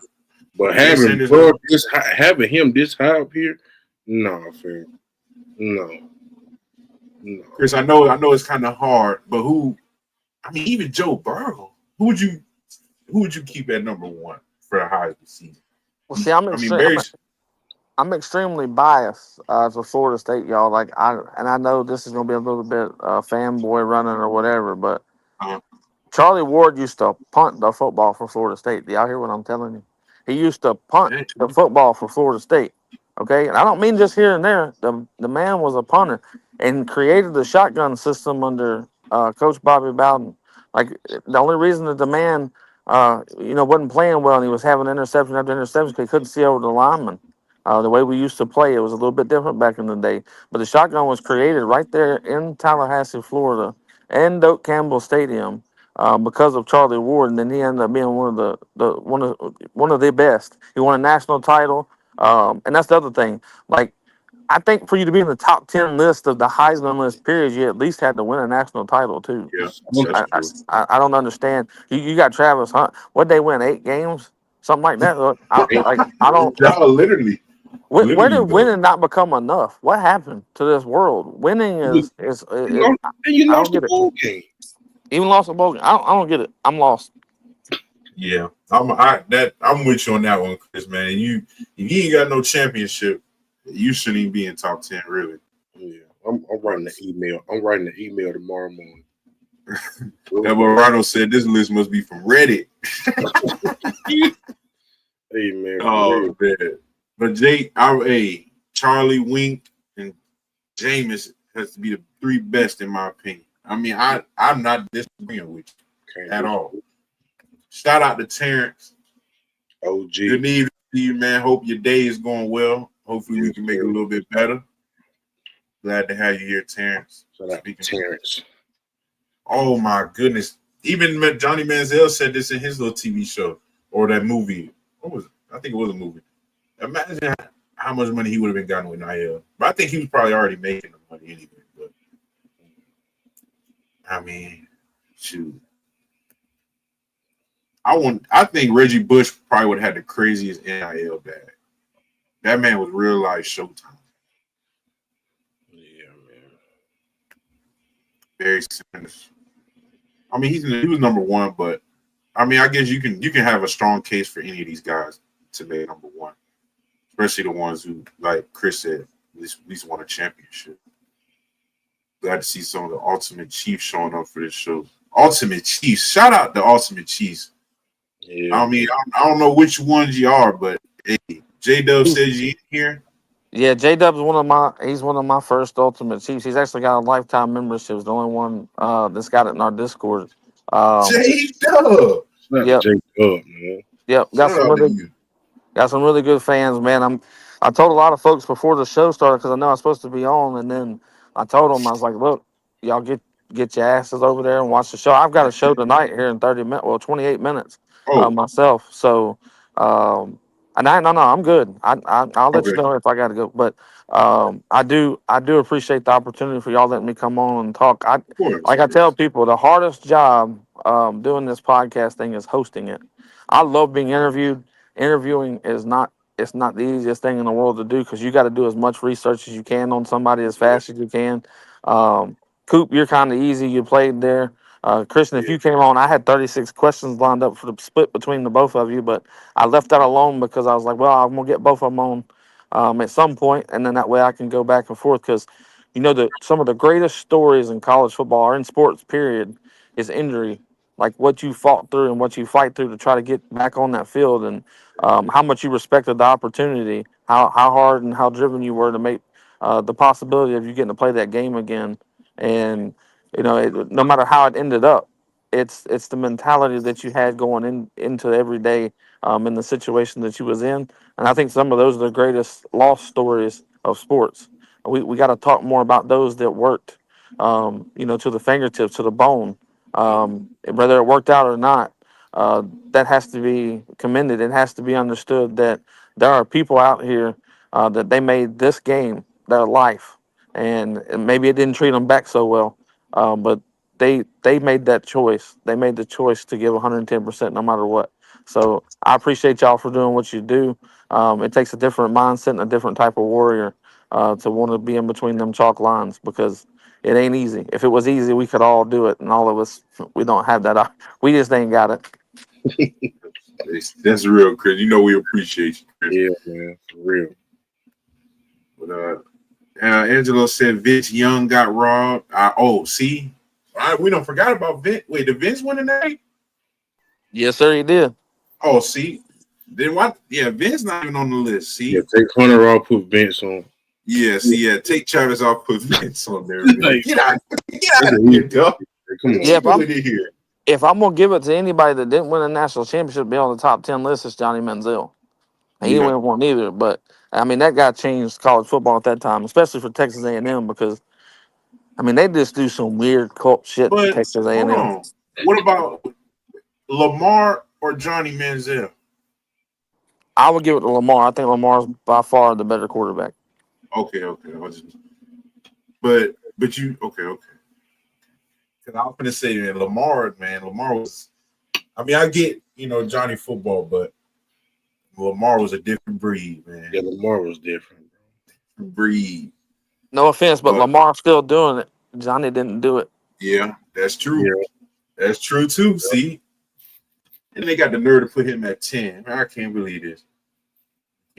But we got some more news. Penn State quarterback Drew Aller will not leave for the 2025 NFL draft. He's staying at Penn State. I don't know what's going over there at Penn State. Most of their guys are not leaving. I guess because that early exit of the playoff, the boys getting hungry. Close. And boys ain't leaving. That's what I'm saying. That's why they're not leaving probably. Or like Chris said earlier, the draft grades came back. Yeah, but I'm pretty sure it's probably the way they got kicked out of the playoffs. But yeah, he decided to stay. The running back decided to stay. I think the only ones that's really leaving was the tight end on that offense, really. And I guess something that we did not expect. Texas quarterback Quinn Ewers declared for the draft. We thought he was going to hit the portal. I mean, everybody probably thought he was going to hit the portal. But he decided to go pro. So now it's officially Manning time, like we said last episode. But Chris, does this surprise you at all with Quinn declaring? You thought he was going to hit the portal? So me personally, I thought he would either hit the portal or go pro. And the reason I say that is because I knew he wasn't staying in Texas regardless. But I really thought he would go pro based off of this is kind of a weak quarterback class, and he could be the top of that list. So I think it makes most sense for him to go pro this year because next year is going to be kind of heavy. He might not be that top guy in next year's class versus this year. So it makes more sense for him to declare in the 2025 season. The question is Steve Sarkisian or whatever his name is, the head coach at Texas, is he Oh still yeah. going to be the head coach at Texas? Because if he's not, I don't know. Listen to me. Archie Manning might end up hitting the portal as well. Just y'all got to wait and see because the Raiders got to open in Chicago. I think still got to open in Dallas. Has got to open in, and Steve Sarkisian somehow always squeaks his way back in the NFL. I don't know how he does it, but he pulls it off. Yeah, I see. I just remembered I seen a little tweet today that he was getting some NFL interest. So I mean, hey, like you say, he might sneak back up in there, but then things could change at Texas. But I was definitely surprised to see Quinn into the draft. But I mean, hey, I'm pretty sure he made the decision that was best for him. But I mean, I'm excited for that Penn State team, man. I mean, hey, most of those guys, they know the mission. They know the mission wasn't complete.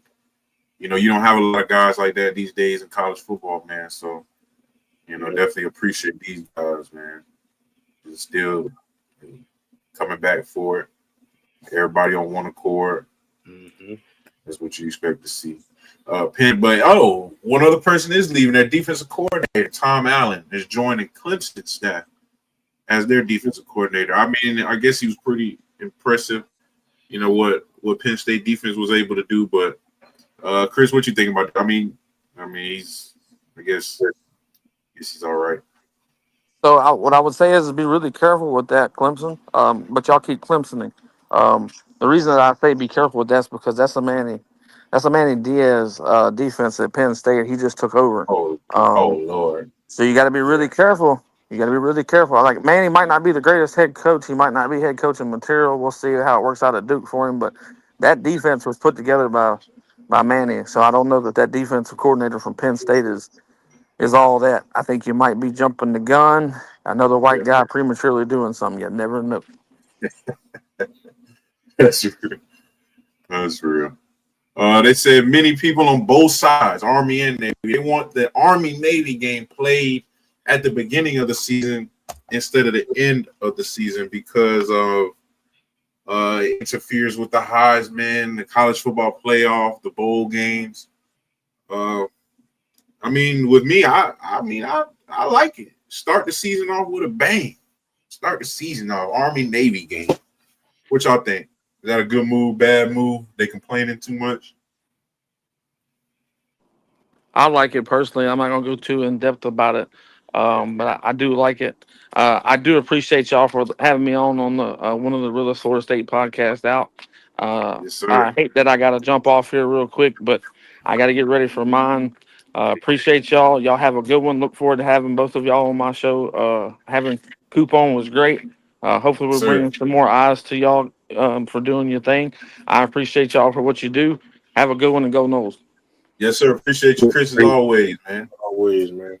Appreciate the love. Oh, man. Wow. So, Christian, what you think, man? I mean, hey, you start the season off with a bang. Shoot, man. Because I know everybody be waiting until the end of the season for the Army-Navy game. But I kind of like it, too, because, especially like week 1, week 0, you really see the full effect of, the national anthem, your rockets flying over your stadiums, your fireworks, I kind of like it. At the Army and Navy game, set the tone for the season. I mean, Army and Navy, you are the front lines. Yeah. Hey, I might be the front line for the football season. Hey, man, come on, but I think I need to be on television. You on the front line in real life. Be the front line for the football season. Man, I wish we could have got to this when Chris was here, but the wide receiver who just got to Washington just got kicked off the team. He was transferred in from Texas, transferred into Washington. They kicked him off 2 weeks later because he got in multiple altercations, probably because of missed workouts. And I can't even tell you how many times you see this. Christian, how many times we've seen people miss workouts if people want to get to fighting them, or maybe just they just had enough because probably the team is getting punished for his actions. Yeah, not to mention you just transferred in and you were already on some stuff. And you taking our money? You know they're paying him too. I'm surprised they ain't jump you, son. Man. They probably did that to save him, man. But I ain't gonna lie, man. That's pretty crazy to hear. I mean, this is not the first time you heard of something like this. I think this happened to Buddy that went from Colorado to Florida. DB. I know what you're talking about. I can't think of his name though. I know exactly what you're talking about. But yeah, him. I mean, that's just a common thing. I guess people get to a new place, get too comfortable, and feel like they already put in the work that they ain't got to keep working. I mentioned. I wish we knew his classification because Buddy probably thought he was already established. Yeah, no, man. Guys, like, no. Don't let me find out he's a sophomore acting like this. Man, I'm telling you. If he's a sophomore acting like this, I'm going to lose my mind. I'm going to let some of them boys off the leash and say, hey, man, make it clean. Hey, yep. But get them out of here. But no, this is just crazy to see. I mean, it's good gracious, man. I mean, you would think that if you paying somebody, matter of fact, just to think that a grown man, you know, can't even show up to workouts on time, or even if he did or didn't even show up at all, and then get to fighting your teammates and knowing you. Like I said, the game is messed up, man. I'm surprised. You and Chris said it best, man. That NIL is NIL change you, boy. They're killing the game, bro. That money don't change you. It just, enlarges what you really are. So, no, see, put it out there, man. I'm handing out NIL deals at the end of the season. Hey, in order to get this NIL deal, you got to have at least 2,800 yard passing, at least 25 touchdowns, no more than 5 picks. You want this NIL deal, you can't give up no more than 5 sacks in the season. Like you got to have 5 PBUs. Man, bro, you got to earn it. You want $10 million? Oh, I'm gonna ask him, hey man, so how much you want to earn from your NIL? Man, I want $10 million. I'm gonna give you some stats that you need to put forth that will be worth $10 million. And if you don't hit them stats, you don't get paid. But as we've seen, the All-American teams have been announced, and then see, you got to ask Christian this one, Israel. I mean, I had my NIL, but it wasn't like this NIL now. But I mean, how will we do it? Oh, Christian, well, you already just answered yours. I mean, my NIL, man, I just pay you per game. One game, you might play, 360 passing yards, 4 touchdowns, 80 rushing yards. Oh, yeah, you get you a bag. But then next week, you throw 3 picks, no touchdowns, throw for 92 yards. And then you might get $10. I'm gonna pay you by game. And like Chris said, it ain't set. Well, you good game, get you good money. Bad game, get no money. Or I might take money. It's legal. I'm gonna change my answer. I'm gonna be the sorriest team in college football. Ain't no NIL deal being passed out. You come here, ain't nobody coming. There's nobody coming to your school. Man, bro, we focus on football only. Bro, nobody's coming to your school. You might as well demote down to Elon and them. No, man, I'm gonna get some real workers, man.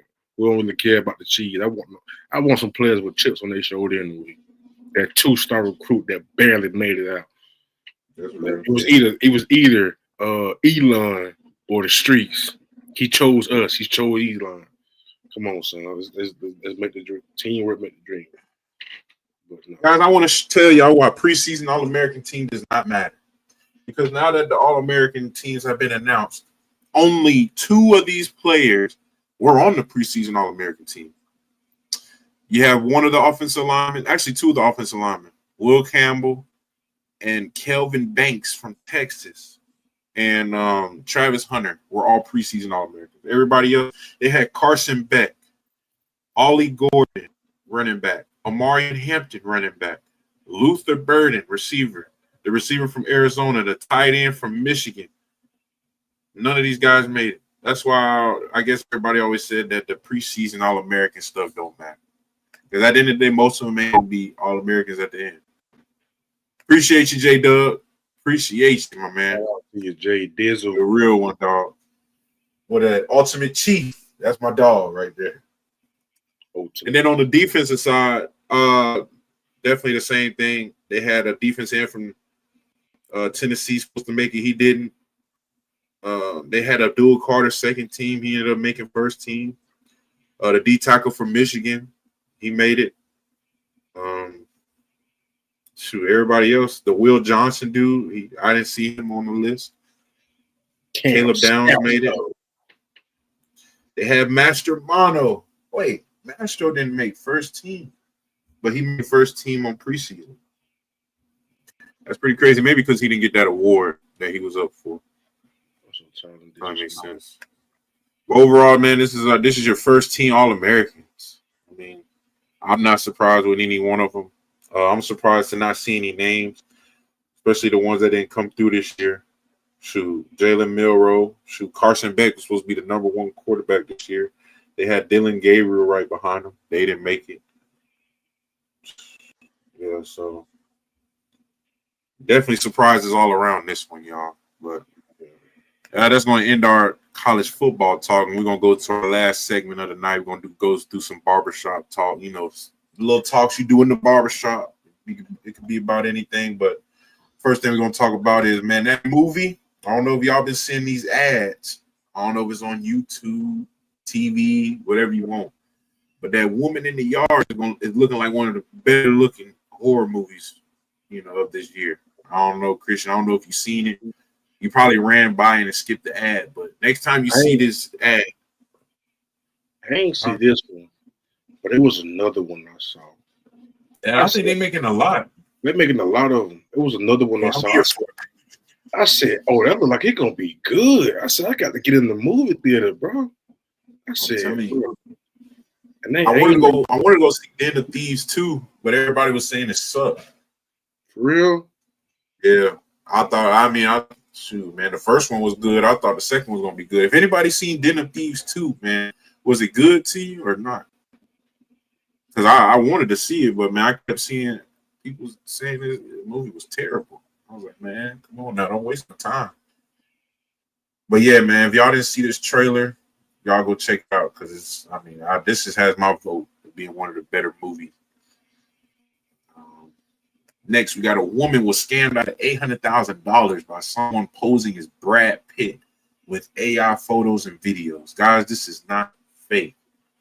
There was a lady who even divorced her husband because she thought that this was really Brad Pitt in the hospital with the guy was claiming that Brad Pitt was in the hospital and he needed like some type of surgery and didn't have enough money for it, which is a red flag. Come on now. So the lady kept sending the money, and I mean, $800,000 is crazy. And you divorced her. Yeah, that bitch, she looking stupid. Yeah, that's $800K and you don't have a husband no more. You're done. Oh, You probably don't took everything too. Like, man, I need the car, the house. Man, I need everything back. Hold on, Israel said they making a new Captain America. I didn't see that. I kind of saw it. Yeah. It was all right. Jay said Coop got to do a barbershop set because he started cutting his own hair. I mean, I have. Like, you see your boy over here struggling, man. You need to come over here and line your boy up, bro. Pause, but I got you. Man, come on. So you only want to take it right there. Hey, Yachty gonna get you. Yeah, y'all. But my boy probably don't live. Man. I hope he did. Yeah, well, shout out to you, Jake. Man, I'll be trying to. Man, I'm done paying $40, $50 for a cut, man. I told you to take matters in my own hands. When you come to South Georgia, we'll get you. Man, you get you lined up, trim, and a chicken, man, and a piece of chicken for $20. You got the. I bet like a live chicken. Like no, I don't know about all that. No, I don't know about that one. We'll go ahead and fry it for you. You know what I'm saying? Soon as you get out the chair, you got a plate. You feel me? A little chicken sandwich, cold slaw, baked bean, get your little soda, you know, little red devil. But How do y'all even feel about that? I don't even know how that happened. Appreciate you, Jake. Telling you, man, the more I do it, the better I get. And then shoot, I mean, hey, I might start doing it on the side. You never know. I'm gonna start giving $5 cuts. Be the barber that everybody wants. Yeah, but Coop get $5 cuts. Yeah, man, get your $5 cut. I might bump it to $10, but I ain't going over 10 for y'all. House call $100. Dang, yeah, that's a big price jump. Oh, no, that's not that real. You got to pay for gas. That real, yeah. Especially if somebody, hey man, I want to chop. Well, where you at? I'm in Northern Illinois. Hold on. Wait a minute now. Let's backtrack here. Let's talk about it. Well, it just my barbershop is just like coming to America. They be clowning. I'm telling you, that's how it be. Like, really, that's how I really want to get this segment, like, so we can just grab different topics that, in the barbershop, you can be talking about anything. Listen over here, they talk about this. Listen over there, they talk about this.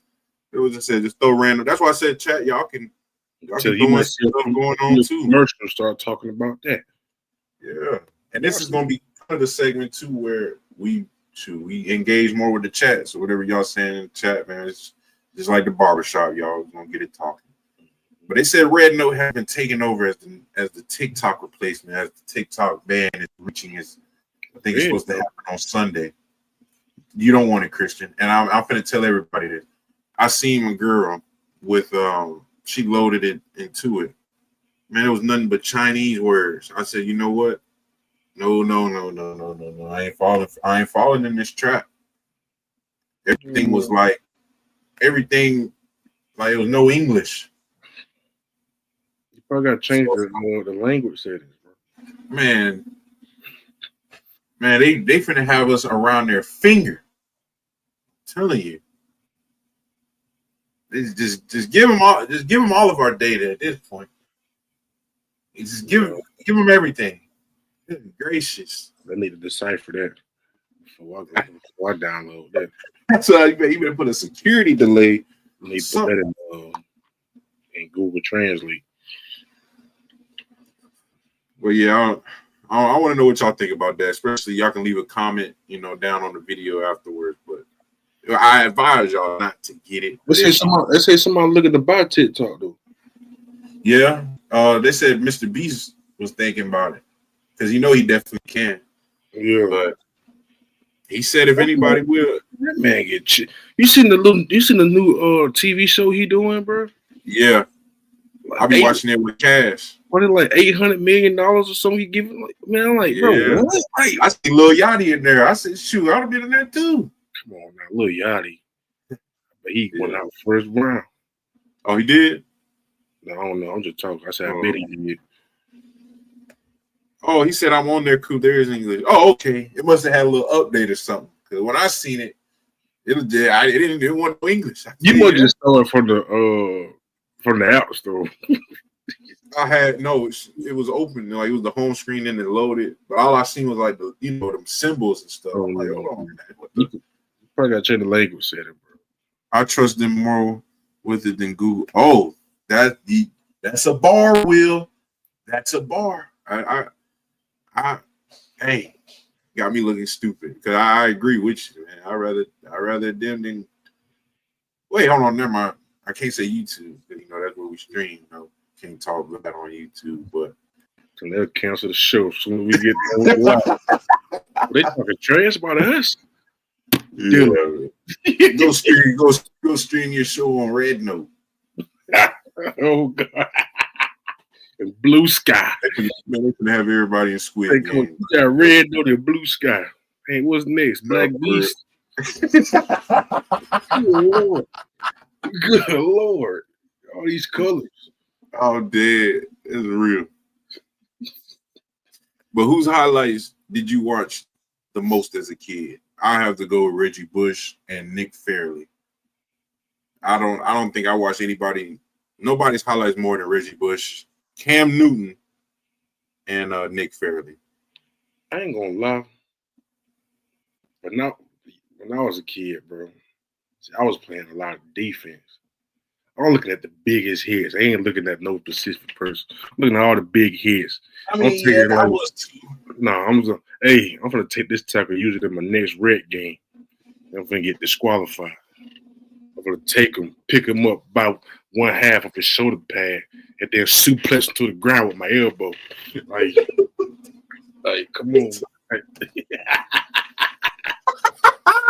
Man, you crazy.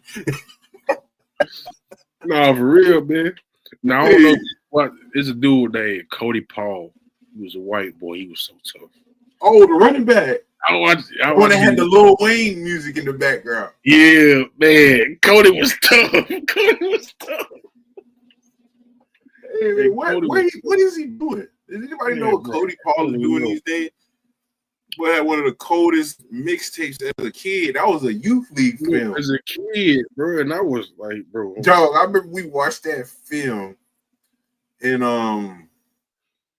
when we was living in Champions Hall, dude, bro, we had to literally backtrack every play, man. He was putting kids on their knees, just sliding all over the place, man. I was like, bro, he got to be in college by now.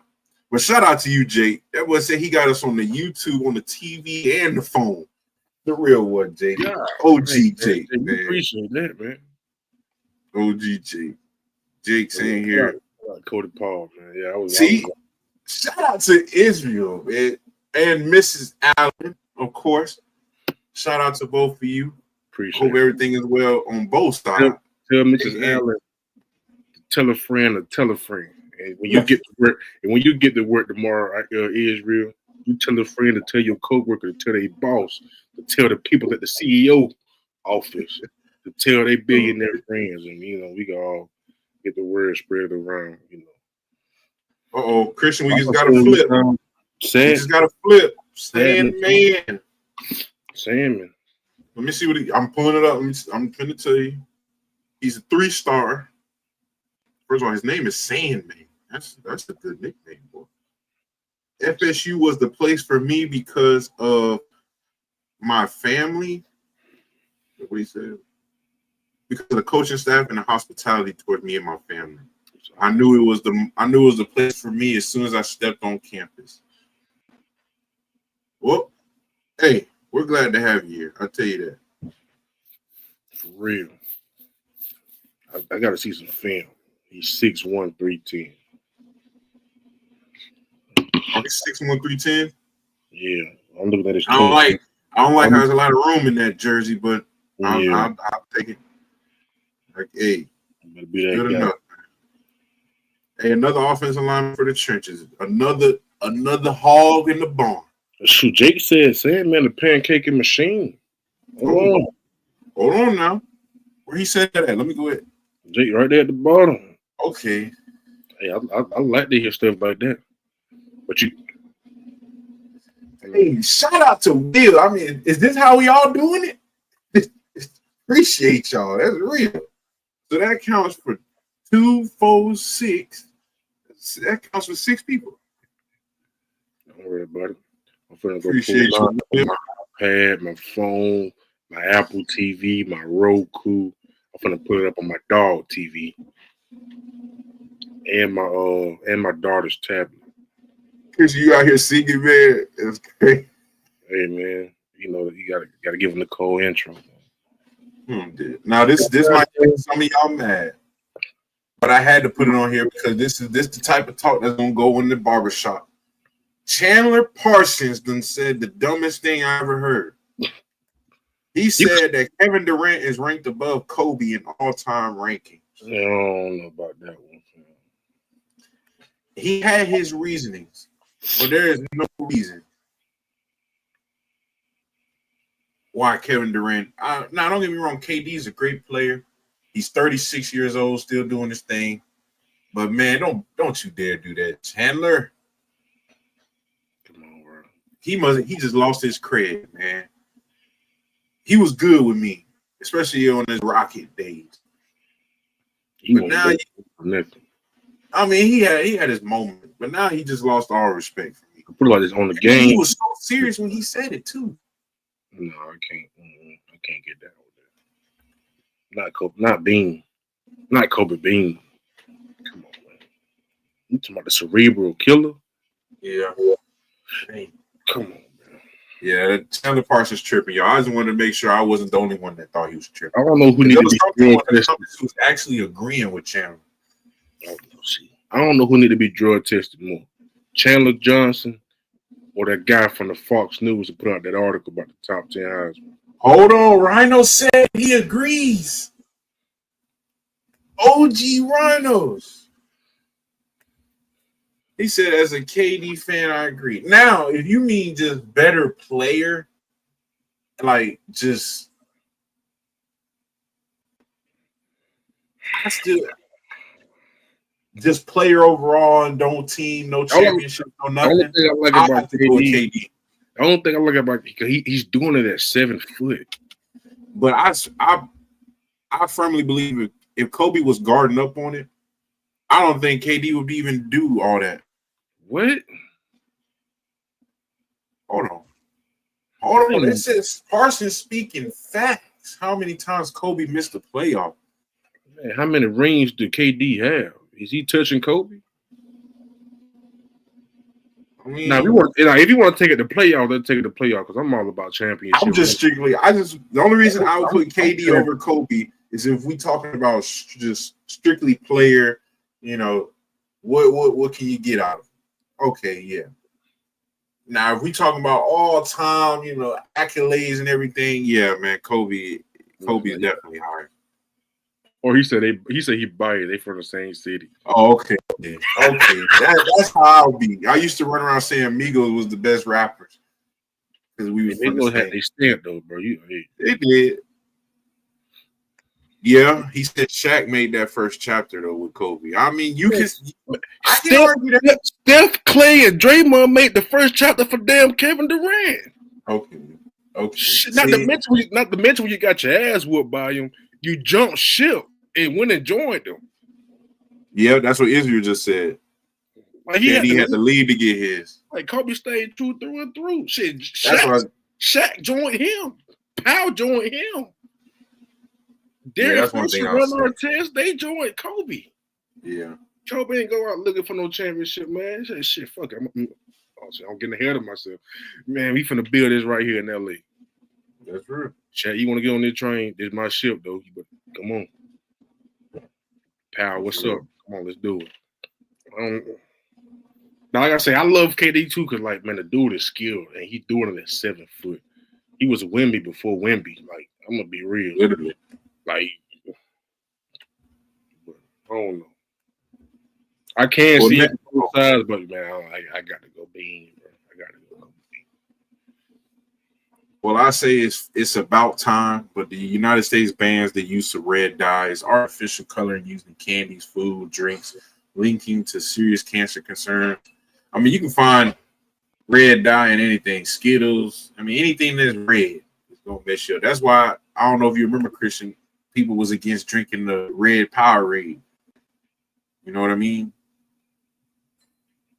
Hey, man. People from the hood weren't scared to drink that red Kool-Aid, though.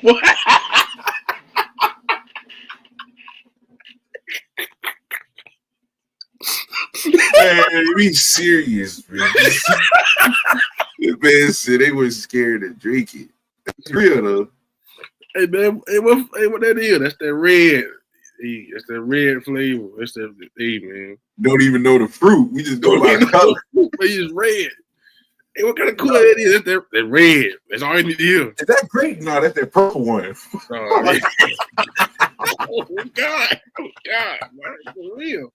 All right, man, you better say something, man. It's real. It's real. But Israel said, man, KD nice, but we ain't gonna say better than me. I ain't gonna lie. We can't do it. There's no way, man. There's no way. But your hood knows. No. Is that what you said, Christian? All you gotta do is just say red. Good, ain't scared. Drink it. Man, what you got? I got that red flavor. Oh, boy, man, let me get a little waterfall. Oh, man, gotta get your own. Oh. Man, they finally caught Caitlin Clark's stalker. The first of all, before we even get to what he said, they said He was sending her all type of messages on all social media accounts. Then took it upon himself to fly to her city on his own with his own money to stalk her even some more. Gets arrested, goes to court, and yells, "Guilty as charged." Yep, send him to the bottom of the jail. That's what I say. Man, listen. Man, hey, folks is crazy these days, man. I'll tell you that. I would tell you that. Man, look, I know this is one of our longer episodes, and I definitely appreciate, actually, we both appreciate everyone who's, staying with us, man. It's over 2-hour episode, usually don't go this long, but definitely appreciate everybody who stuck through, tuned in with us. And, yeah, I mean, it was great having Chris Frazier in with us, the host of Spearatics Media. I guess, their episodes probably already, started by now, but yeah. Definitely appreciate him coming through, giving us some knowledge and some good laughs. And man, it was a great episode 33 with you all. Definitely got some new listeners I seen. Of course, hold on, we got to go through the shout outs. First of all, shout out Chris Frazier, shout out Israel, shout out Israel, shout out Shalom. I don't know this is your first time, but definitely shout out to you, Shalom. And that's Shalom first time. Yeah. Okay, hopefully this ain't the last now, Shalom. For real though, man. Come back. OG Rhinos, you know what it is. Oh, no, You know what it is. Shout out to OG Rhinos. Shout out to Jake and his wife. Oh, Israel. Sorry about that. Shout out to Israel and his wife. I don't forget. Yeah, Israel and his wife, Jake and his girlfriend. Okay. See, yeah. Mr. and Mrs. Allen. I got you. I won't forget that. Shout out to Will. What else we got? Oh, Montre. Shout out to OG Montre. Shout out to Angelo, my dog. J-Dub and the Ultimate Chiefs. Shout out to y'all. Wally, my dog. Hey man, Wally said he would have ran through that money. Wally said I would have went crazy with all that money. Hey, man, shout out Wally. What else? Oh, Yanni. Shout out OG Yanni. B Moon. Shout out B Moon. William. Yeah, Will. Shout out Will. T Murray. Shout out to T Murray. What else we got in here? I think that's about everybody now. And you can't forget the lad OG. Pete. OG Pete. My dog. Man. Hold on. We got one more. And OG Terrence. Island Boy.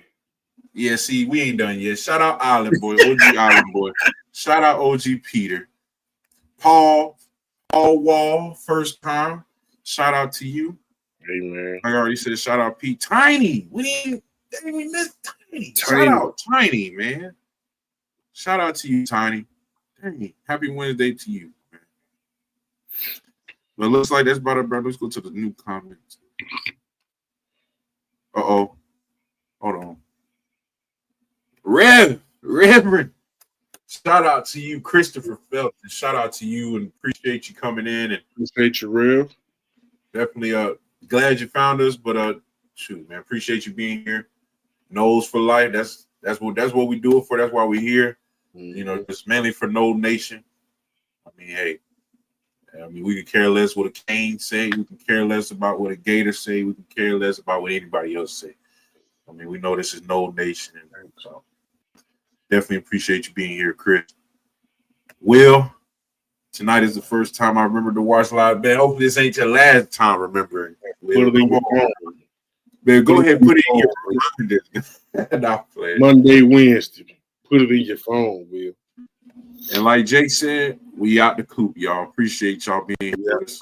We'll see y'all next Monday. Stay blessed, man. Stay warm.